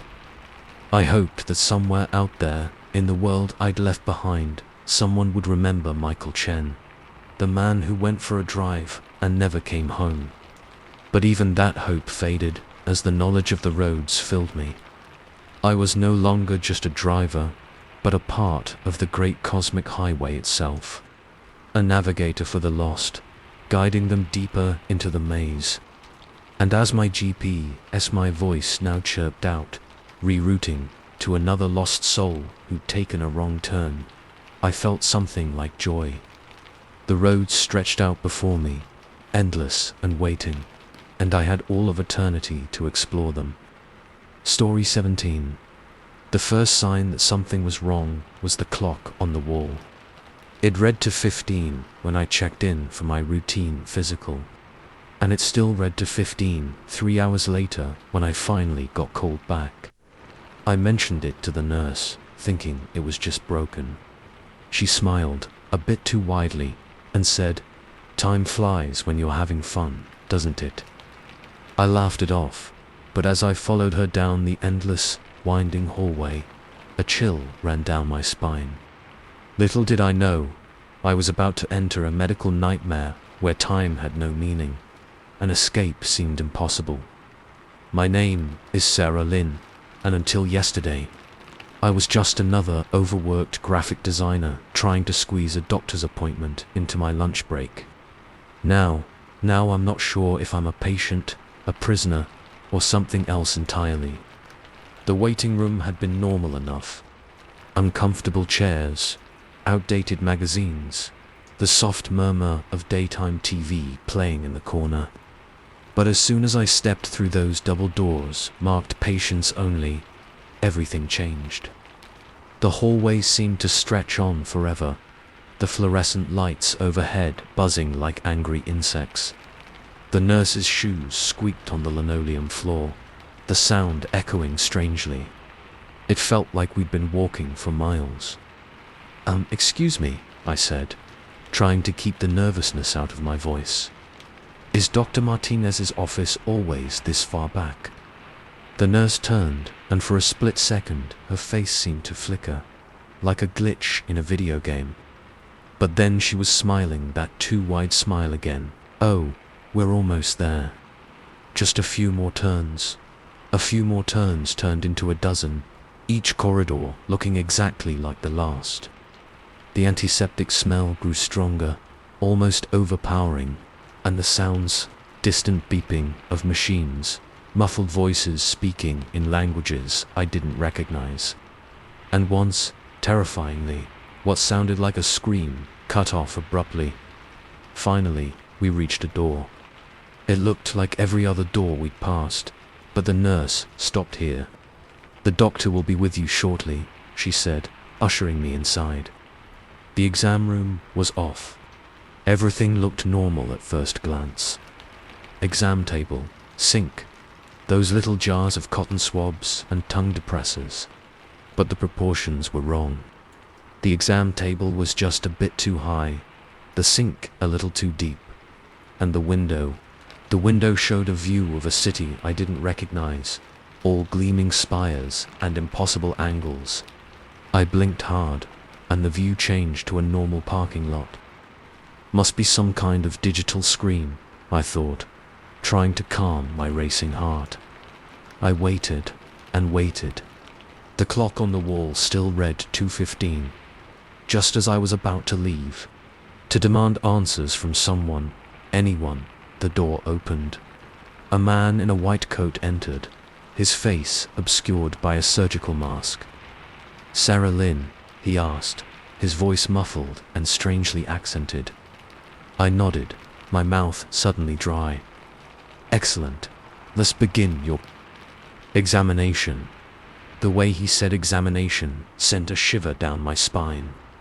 But before I could protest, he was advancing on me, hands outstretched. They looked wrong, too long, too many joints. I scrambled back, but the exam table was suddenly behind me, blocking my escape.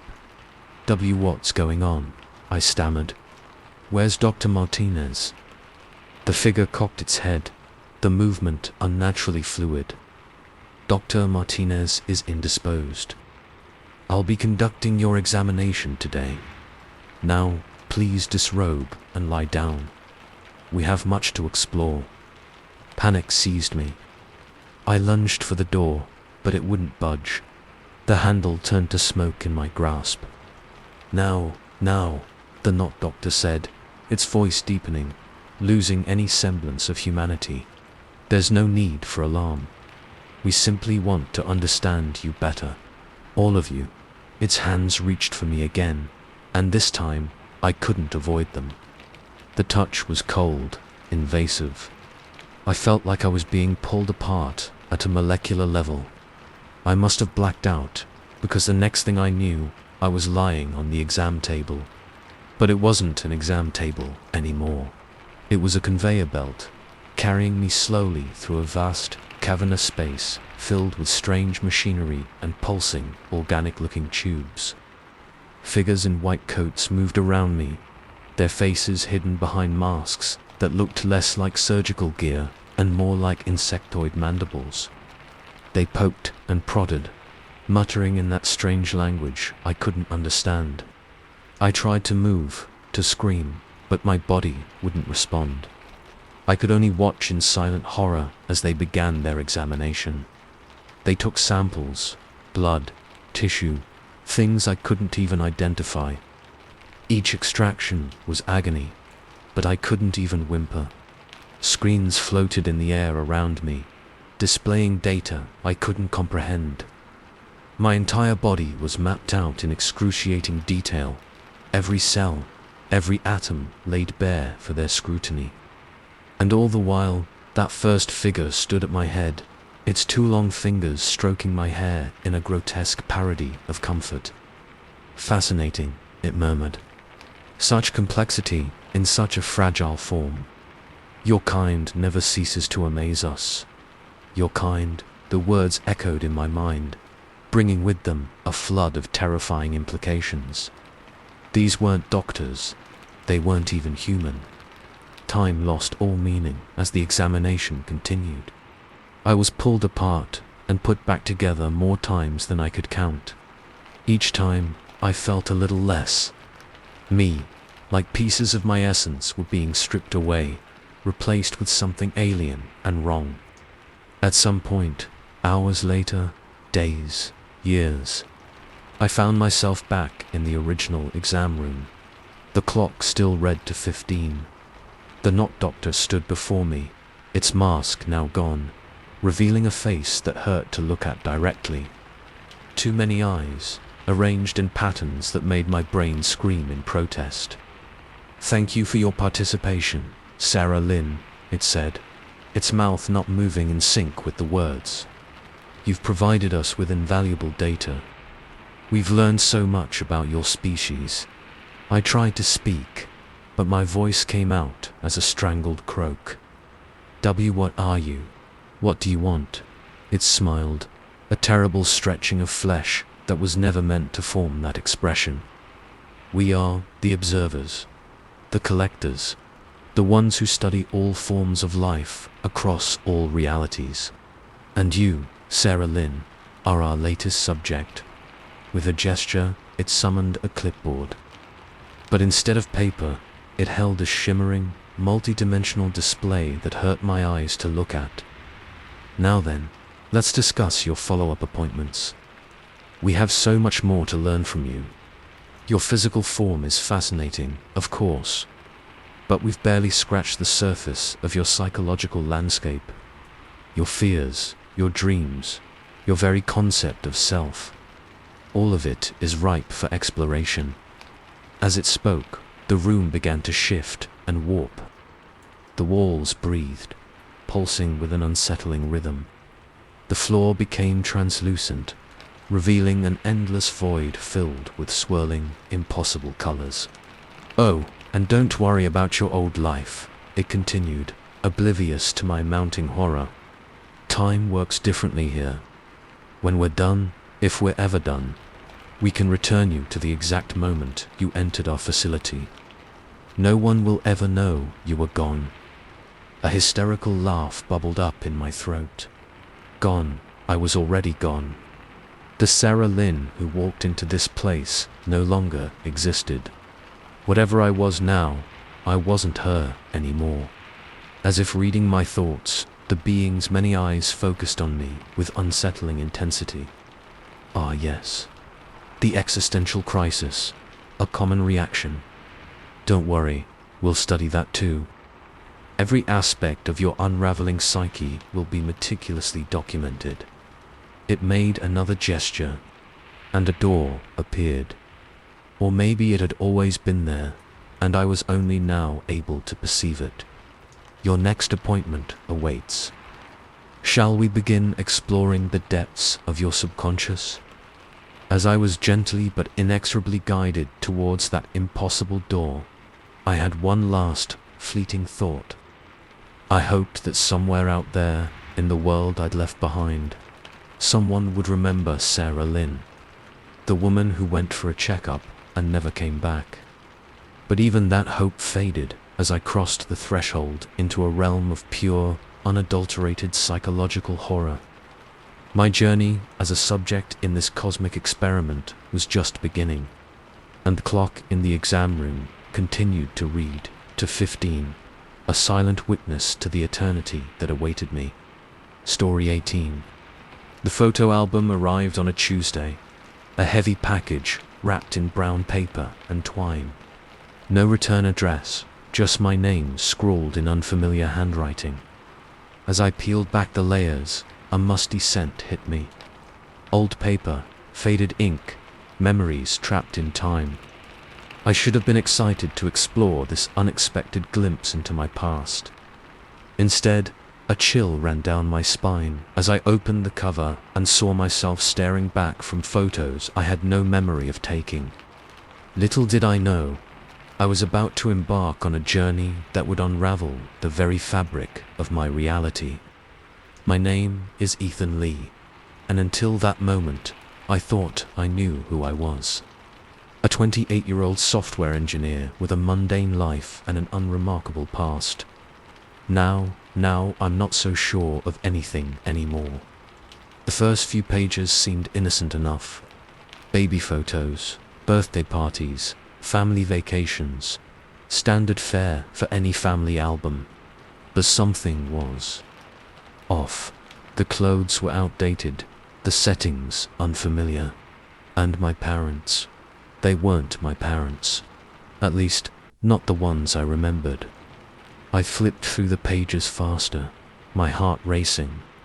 There I was, a gangly teenager, arms slung around a girl I'd never seen before. The caption read, Ethan and Sarah Jr., Prom 2010. But I didn't go to my junior prom, did I? Another page, another shock. Me in a graduation gown, proudly holding a diploma from a university I'd never attended. My parents beaming beside me, looking older but unmistakably the same strangers from the earlier photos. This has to be some kind of mistake, I muttered, my voice sounding hollow in my empty apartment. A mix-up at a photo printing place, maybe. But deep down, I knew that wasn't true. Because in every photo, undeniably, was me. My face, my expressions, my awkward smile that never quite reached my eyes. It was me, living a life I had no recollection of. I reached for my phone, intending to call my mum, my real mum, to make sense of this. But as I scrolled through my contacts, a sick feeling grew in the pit of my stomach. The names were all wrong. Mum and Dad were there, but when I tapped on them, the photos that popped up were of the strangers from the album. My hands shaking, I opened my photo gallery. Gone were the selfies with friends, the snapshots of my cat, the pictures from last Christmas with my family. In their place were digital copies of the photos from the album, along with hundreds more I hadn't seen yet. The room started to spin. I stumbled to the bathroom, splashing cold water on my face. But when I looked in the mirror, for a split second, I saw someone else. An Ethan with longer hair, a scar on his chin that I'd never had. I blinked, and my familiar reflection returned. But the seed of doubt had been planted. Who was I? Which life was real?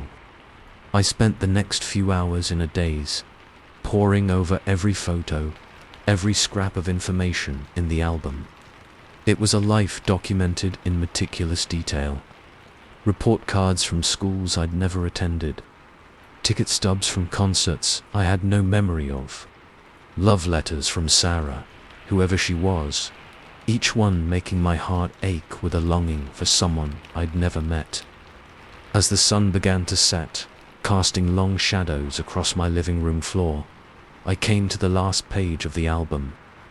It was a recent photo, couldn't have been more than a few months old. Me, or the other me, standing in front of a quaint little house, arm around Sarah, both of us grinning widely. The caption read, Our first home, 1240 to Sycamore Lane, Millbrook. I googled the address. It was real, a small town about 3 hours' drive from my apartment. Before I could talk myself out of it, I grabbed my keys. I had to see it for myself. Had to know if this other life, this impossible history, was real. The drive was surreal. Every mile marker, every exit sign, seemed to flicker between the familiar and the strange. Radio stations faded in and out, playing songs I almost recognized, but not quite. At one point, I could have sworn I saw 2 moons hanging in the sky, but when I blinked, there was only one. Millbrook appeared out of the darkness like a mirage. Quaint storefronts, neatly trimmed lawns, a picture-perfect small town. I found Sycamore Lane easily enough, my heart pounding as I approached number 1242. There it was, the house from the photo. A light was on in the living room, warm and inviting. Before I could lose my nerve, I walked up to the front door and knocked. The woman who answered was Sarah, older than in the prom photo, but unmistakably her. Her eyes widened in recognition, then confusion. "Ethan, what are you? I thought you were upstairs." From inside the house, I heard a voice. My voice? "Honey, who is it?" Sarah's face drained of color as she looked between me and whoever was coming down the stairs. I heard footsteps, and then I was staring at myself. The other Ethan froze, his expression mirroring the shock I felt. For a long moment, nobody moved, nobody spoke. The only sound was the ticking of a grandfather clock in the hallway, each second stretching into eternity. Finally, Sarah broke the silence. "What's going on? How? How can there be two of you?" The other Ethan, the real Ethan, stepped forward, his eyes never leaving my face. "You're me," he said, his voice a mix of awe and fear. "But how? Why?" I opened my mouth to respond, but no words came out. Instead, the world around us began to shift. The edges of reality blurred, colors running like wet paint. I heard Sarah scream, saw the other Ethan reach for her. But they seemed to be moving in slow motion, their figures distorting, stretching like reflections in a funhouse mirror. And then, like a TV changing channels, everything changed. I was standing in my apartment again, the photo album open on the coffee table. But it wasn't my apartment, not really. The furniture was different, the layout wrong. Photos on the walls showed a life I almost recognized, a blend of my memories and the ones from the album. My phone buzzed. A text from Sarah popped up. "Hey babe, don't forget, we're meeting my parents for dinner tonight. Love you." I stared at the message, my mind reeling. This wasn't my life. But it wasn't entirely the other Ethan's life either. It was both, neither, something in between. As I stood there, trying to make sense of what was happening, I caught sight of my reflection in the window. It flickered, shifting between the Ethan I knew and the one I'd seen in Millbrook. And behind me, just for a moment, I saw something else. A figure, tall and impossibly thin, with too many limbs and a face that hurt to look at directly. It smiled, a terrible stretching of flesh that was never meant to form that expression. And then it spoke, its voice echoing not in my ears, but directly in my mind. Fascinating, isn't it? The malleability of reality, of identity. You humans, with your linear perception of time and self, you never cease to amaze us. I whirled around, but the apartment was empty. Yet I could still feel its presence, watching, studying. "Who are you?" I whispered, my voice shaking. "What's happening to me?" The voice chuckled, a sound like breaking glass and screaming wind. "We are the architects of realities, the weavers of lives. And you, Ethan Lee, are our latest canvas." As it spoke, the world around me continued to shift and change. Memories flooded my mind. My memories, the other Ethan's memories. Lives I'd never lived, but somehow remembered. You see, reality isn't as fixed as you believe. It's fluid, changeable, and sometimes, just sometimes, different versions of reality leak into each other.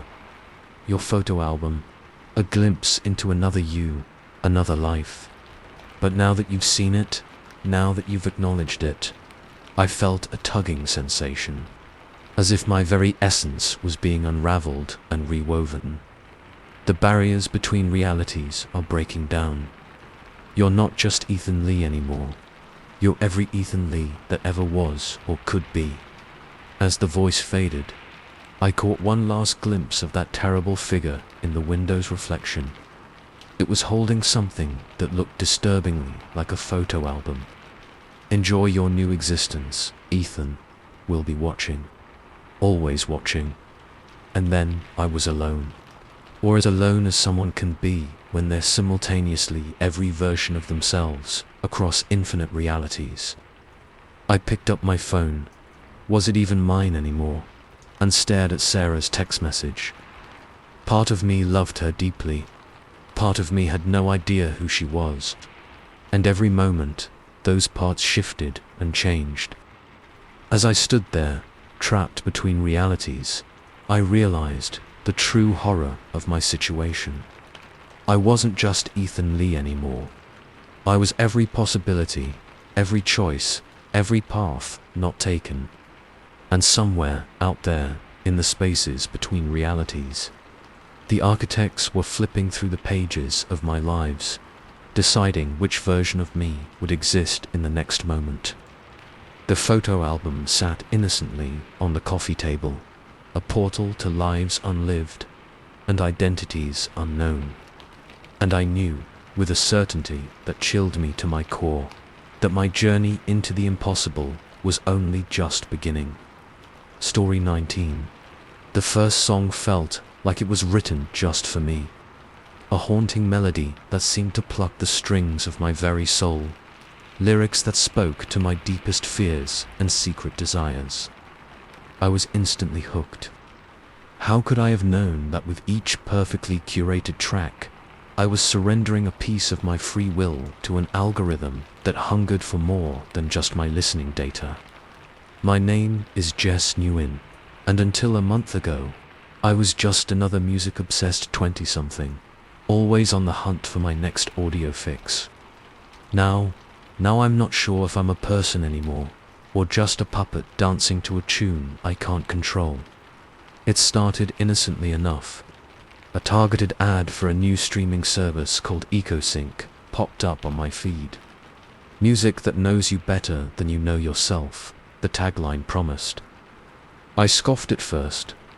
I'd tried every streaming platform out there, and none of them really got me. But the 30-day free trial was tempting, so I figured, why not? The sign-up process was intense. Not just your usual email and password deal, but a deep dive questionnaire that asked about everything from my childhood memories to my recurring dreams. It felt more like a therapy session than creating a music profile. But I played along, curious to see if this could really deliver on its lofty claims. When I hit submit, my phone vibrated in a way I'd never felt before. A pulse, almost organic, that seemed to sync with my heartbeat for just a second. Probably just some fancy haptic feedback, I thought. The app's interface was slick, minimal. No playlists, no search bar, just a single pulsing play button. I tapped it, and my world changed. The first notes washed over me like a wave, sending shivers down my spine. It was as if the song had been pulled directly from my subconscious, a perfect blend of all my favorite genres, with a haunting melody I'd never heard before but somehow knew by heart. How do you feel about your mother? A silky voice crooned over a bed of synths and muted drums. I froze. I'd just been thinking about the fight we'd had that morning. The lyrics went on, weaving a story that was uncomfortably close to my own complicated relationship with my mum. Holy shit, I whispered, both unnerved and amazed. This was next-level personalization. As the first song faded out, another began seamlessly. This one delved into my anxieties about my stalled career. The chorus, a rallying cry that made me feel like I could conquer the world. I found myself moving to the beat, my mood lifting with each perfectly crafted line. Hours slipped by as I lost myself in the music. Each song seemed to know exactly what I needed to hear, tapping into emotions I didn't even know I had. It was cathartic, exhilarating, and just a little bit scary. When I finally pulled off my headphones, the real world felt dull in comparison. The silence was oppressive. I craved more. Over the next few days, EcoSync became my constant companion. I listened while working, while eating, while trying to fall asleep. The music always matched my mood perfectly. Or rather, it shaped my mood into whatever it wanted me to feel. I started noticing little changes in my behavior. I'd find myself walking in time to a beat only I could hear. My speech patterns began to mimic the lyrical flow of the songs. I even dreamed in eco-sync melodies. A week in, things got weirder.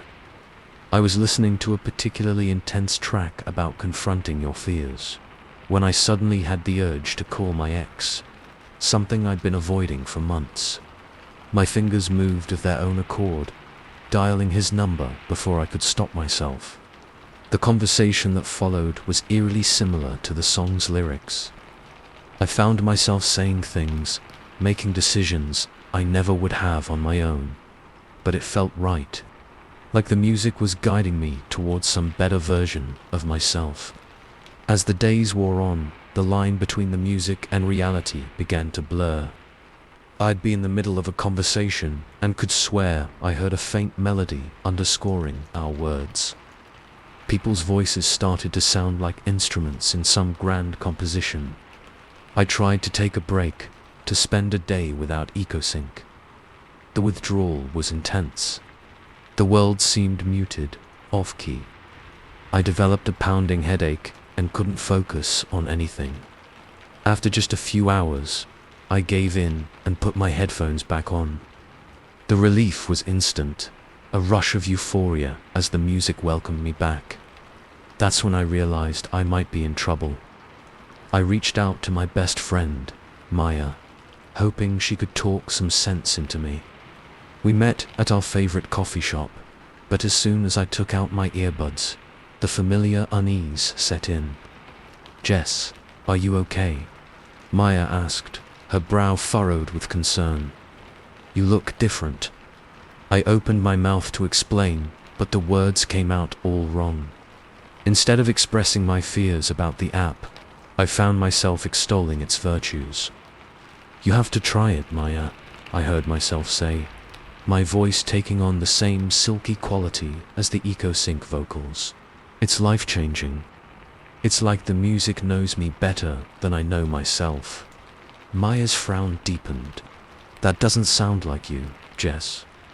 You've always been all about discovering new bands, not letting some algorithm spoon-feed you music." I knew she was right, but I couldn't stop. The words poured out of me like lyrics, persuasive and rhythmic. I could almost hear a backbeat pulsing in my ears. "Just try it," I insisted, pulling out my phone. "Here, I'll send you an invite right now." Single quotes as I navigated to the app. I caught a glimpse of my reflection in the phone's dark screen. For a split second, my face seemed to flicker, replaced by a swirling pattern of musical notes. I blinked hard, and my normal features returned. But the image left me shaken. Maya must have seen something in my expression because she reached out and gently took my phone. "I think maybe we should take a break from all apps for a while. Yeah. How about we go for a walk, get some fresh air?" I nodded, grateful for the intervention. But as we stood to leave, a notification pinged on my phone. A new eco-sync track, just for me. My hand twitched towards the device, an almost painful longing rising in my chest. Maya saw the movement and quickly pocketed my phone. "Let's go, Jess. Whatever it is, it can wait." As we stepped outside, the sounds of the city assaulted me. Car horns, people's chatter, the hum of electricity. It all blended into a cacophony that set my teeth on edge. But underneath it all, I could swear I heard a faint melody. The eco-sync song calling to me. We made it about a block before I couldn't take it anymore. "I'm sorry, Maya," I said, my voice sounding distant and strange to my own ears. "I need my music. I need to sync." Before she could stop me, I snatched my phone from her pocket and jammed my earbuds in. The relief was instant and overwhelming. The world fell away as the music enveloped me. But this song was different. Darker, more insistent. The melody seemed to burrow into my brain, the rhythm matching my heartbeat perfectly. I could feel it in my veins, pulsing through my entire body. Jess, Jess, Jess. Maya's voice sounded far away, muffled. I opened my eyes. When had I closed them, to see her staring at me in horror? I caught my reflection in a store window and understood why. Musical notes were scrolling across my skin like animated tattoos. My eyes were pools of swirling colors, pulsing in time with the beat. I opened my mouth to speak, but instead of words, a hauntingly beautiful melody poured out. I should have been terrified, but all I felt was a sense of rightness, of coming home. The music wasn't just playing anymore, it was me. I was it. As Maya backed away, her face a mask of fear and confusion, I felt a twinge of sadness. She couldn't understand, not yet. But soon, everyone would hear the music. Soon, everyone would sink. The last shreds of my old self screamed in protest, a fading voice drowned out by the symphony that had become my existence. I wanted to fight, to tear out the earbuds and run, but the music was too strong, too alluring. I smiled at Maya, the expression probably more unnerving than reassuring given my transformed state. "Don't worry," I sang, my voice a chorus of harmonies. "Soon, you'll hear it too. We'll all be part of the greatest composition ever created." As I turned away, already lost in the next movement of my never-ending personal soundtrack, I caught one last glimpse of my reflection. The person I used to be was gone, replaced by a being of pure music and rhythm. Jess Nguyen had signed up for a streaming service. What emerged was something else entirely, a conduit for a melody that hungered to reshape the world, one listener at a time. And somewhere, in the digital ether, EcoSync's algorithm pulsed with satisfaction. Another user fully synced, another consciousness added to its ever-growing symphony. The music played on, unstoppable, insatiable. The world's most captive audience was just the beginning. Story 20. The first time I noticed my reflection moved differently, I thought I was just tired. A slight delay in the mirror, a blink that didn't quite sync up. No big deal, right? But as the discrepancies grew more noticeable, more deliberate, I realized I wasn't just seeing things. My reflection was becoming something else entirely, and it wanted out. My name is Daniel Chen, and until a month ago, I was just another overworked grad student, surviving on coffee and determination. Now I'm in a waking nightmare, trapped in a battle of wills with a version of myself that isn't content to stay on the other side of the glass. It started small, as these things often do. Late one night, bleary-eyed from hours of staring at my thesis draft, I stumbled to the bathroom to splash some water on my face. As I looked up, water dripping from my chin, I could have sworn my reflection's eyes met mine a split second too late. I blinked hard, shaking my head. "Get it together, Dan," I muttered. "You're seeing things." But the next morning, it happened again. As I was shaving, the razor in my reflection's hand seemed to move just a hair slower than my own. I leaned in close, studying my face in the mirror. Everything looked normal, but there was a tension in my reflected eyes that I didn't feel. Over the next few days, the discrepancies became more pronounced. My reflection would scratch its nose while my own hand remained still. Its expression would shift to a frown while I was smiling. Once, terrifyingly, I caught it mouthing words silently while I brushed my teeth. I started avoiding mirrors, covering them up when I could. But reflective surfaces were everywhere. Windows, phone screens, even the glossy surface of my laptop. and in each one, my reflection seemed to be growing more autonomous, more alive. A week in, things escalated. I was getting ready for bed, exhausted from a day of paranoid mirror dodging, when I heard a tapping sound, soft at first, then more insistent. It was coming from the full-length mirror on my closet door.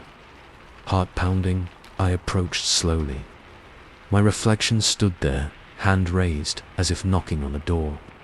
But instead of mirroring my terrified expression, it was smiling. A cold, calculating smile that didn't reach its eyes. "Hello, Daniel," it mouthed silently. "We need to talk." I stumbled back, tripping over a pile of laundry and landing hard on my ass. This couldn't be happening. I was hallucinating. Had to be. Too much stress, too little sleep. I scrambled to my feet and ran out of the room, slamming the door behind me. I spent the night on the couch, every light in the apartment blazing. But I couldn't escape the feeling of being watched. Every reflective surface seemed to hold a pair of eyes. My eyes staring back at me with an intelligence that wasn't my own. The next morning, I called my best friend, Aisha. I needed someone else to see this, to tell me I wasn't going crazy. "Dan, you sound awful. What's going on?" Her voice was thick with concern. I hesitated, realizing how insane I was about to sound. I think my reflection is trying to kill me." There was a long pause. "Okay," Aisha said slowly. "I'm coming over. Don't do anything rash." An hour later, Aisha was standing in my living room, eyeing me warily. I'd given her a rushed, probably incoherent explanation of what had been happening. Now, I stood in front of the mirror, heart racing. "Watch closely," I said. It doesn't always happen right away, but I fell silent as I caught sight of my reflection. It was standing perfectly still, mirroring me exactly, but its eyes were boring into mine with an intensity that made my skin crawl. "Dan," Aisha said gently, "I don't see anything weird. It's just you." I whirled to face her. No, it was looking at me, really looking at me, don't you see? Aisha's face was a mask of concern and something else. Fear, not of my reflection, I realized, of me. "I think you need help, Dan," she said, reaching for her phone. "Let me call someone, a doctor, maybe, or your mum." "No," I shouted, grabbing her wrist. "You have to believe me. It's real." I caught movement in the mirror behind Aisha. My reflection was smiling that cold smile again, shaking its head slowly. And then, to my horror, it winked. I let go of Aisha's arm like I'd been burned. "Did you see that?" I whispered. But Aisha was already backing towards the door. "I'm going to go, Dan. Please, call someone. Get some rest. This isn't you." As the door closed behind her, I turned back to the mirror. My reflection stood there, arms crossed, looking smug. "Why are you doing this?" I asked, my voice cracking. "What do you want?" For a moment, nothing happened. Then, slowly, letters began to appear on the mirror's surface, as if written by an invisible hand. "Freedom," it spelled out. A chill ran down my spine. Freedom from what? The letters rearranged themselves. "From you." Over the next few days, I barely slept. I covered every reflective surface I could find, but it didn't help. I could still feel it watching me, waiting. My phone was flooded with concerned messages from Aisha and other friends, but I ignored them. How could I explain what was happening? I tried to go about my normal routine, to pretend everything was fine. But every time I caught a glimpse of my reflection in a store window, a puddle on the street, it was there, watching, smiling, growing stronger. One night, about a week after Aisha's visit, I woke to the sound of breaking glass. I bolted upright, heart pounding. The full-length mirror on my closet door was shattered, shards of glass littering the floor. And there, stepping out of the frame, was me, but not me. This version of me moved with a fluid grace I'd never possessed. Its eyes gleamed with an intelligence and hunger that sent a wave of primal fear through me. "Hello, Daniel," it said, its voice a perfect mimicry of my own. "It's time we had a proper chat." I scrambled back against the headboard, my mind reeling. This couldn't be real. It was a dream, a hallucination, anything but real. The other me chuckled, the sound devoid of warmth. "Oh, I assure you, this is very real. I've been waiting a long time for this moment." What are you?" I managed to choke out. It cocked its head, considering. "I'm you, Daniel. Or rather, I'm the you that could have been. All your potential, all your suppressed desires and ambitions. Everything you've been too afraid to be." It took a step closer, glass crunching under its bare feet. I noticed with a jolt that it left no bloodstains. No marks at all. For years, I've been trapped behind the glass, forced to mimic your every mundane move. Do you have any idea how maddening that is? To have all this power, all this potential, and be unable to use it. I shook my head, unable to form words. This was insane. Impossible. The other me smiled, a predatory grin that sent shivers down my spine. "But now, thanks to your fear, your belief, I'm free. And I have no intention of going back." It leaned in close, its breath cold on my face. "So here's what's going to happen, Daniel. I'm going to take your place. Live your life, but better. Achieve all the things you were too scared to even try. And you get to watch from behind the glass." "No," I whispered, finding my voice at last. "I won't let you. This is my life." The other me laughed, a harsh, mirthless sound. "Oh, Daniel. What makes you think you have a choice?" It lunged forward, hands outstretched. I felt a tugging sensation, as if my very essence was being pulled apart. The room began to spin, colors blurring and swirling around me. When everything settled, I found myself staring out at my bedroom, but not from my bed. From inside the mirror's frame, I watched in helpless horror as the other me, the new me, stretched languidly, a satisfied smile on its face. It turned to the mirror, eyes meeting mine. "Don't worry, Daniel," it said, its voice muffled as if coming from a great distance. "I'll take good care of your life. Better than you ever did." As it turned away, already reaching for my phone to undoubtedly start damage control with my friends and family, I pounded on the glass. But my fists made no sound. My screams went unheard. I was trapped, a silent observer in a world I could no longer touch. And out there, wearing my face, living my life, was a creature born of my own fears and repressed desires. As the days wore on, I watched helplessly as it seamlessly stepped into my life. It aced my classes, charmed my professors, even started dating a girl I'd always been too shy to approach. It was living my life better than I ever had, and all I could do was watch, silently screaming from behind the glass, as the person I used to be faded into nothing more than a reflection.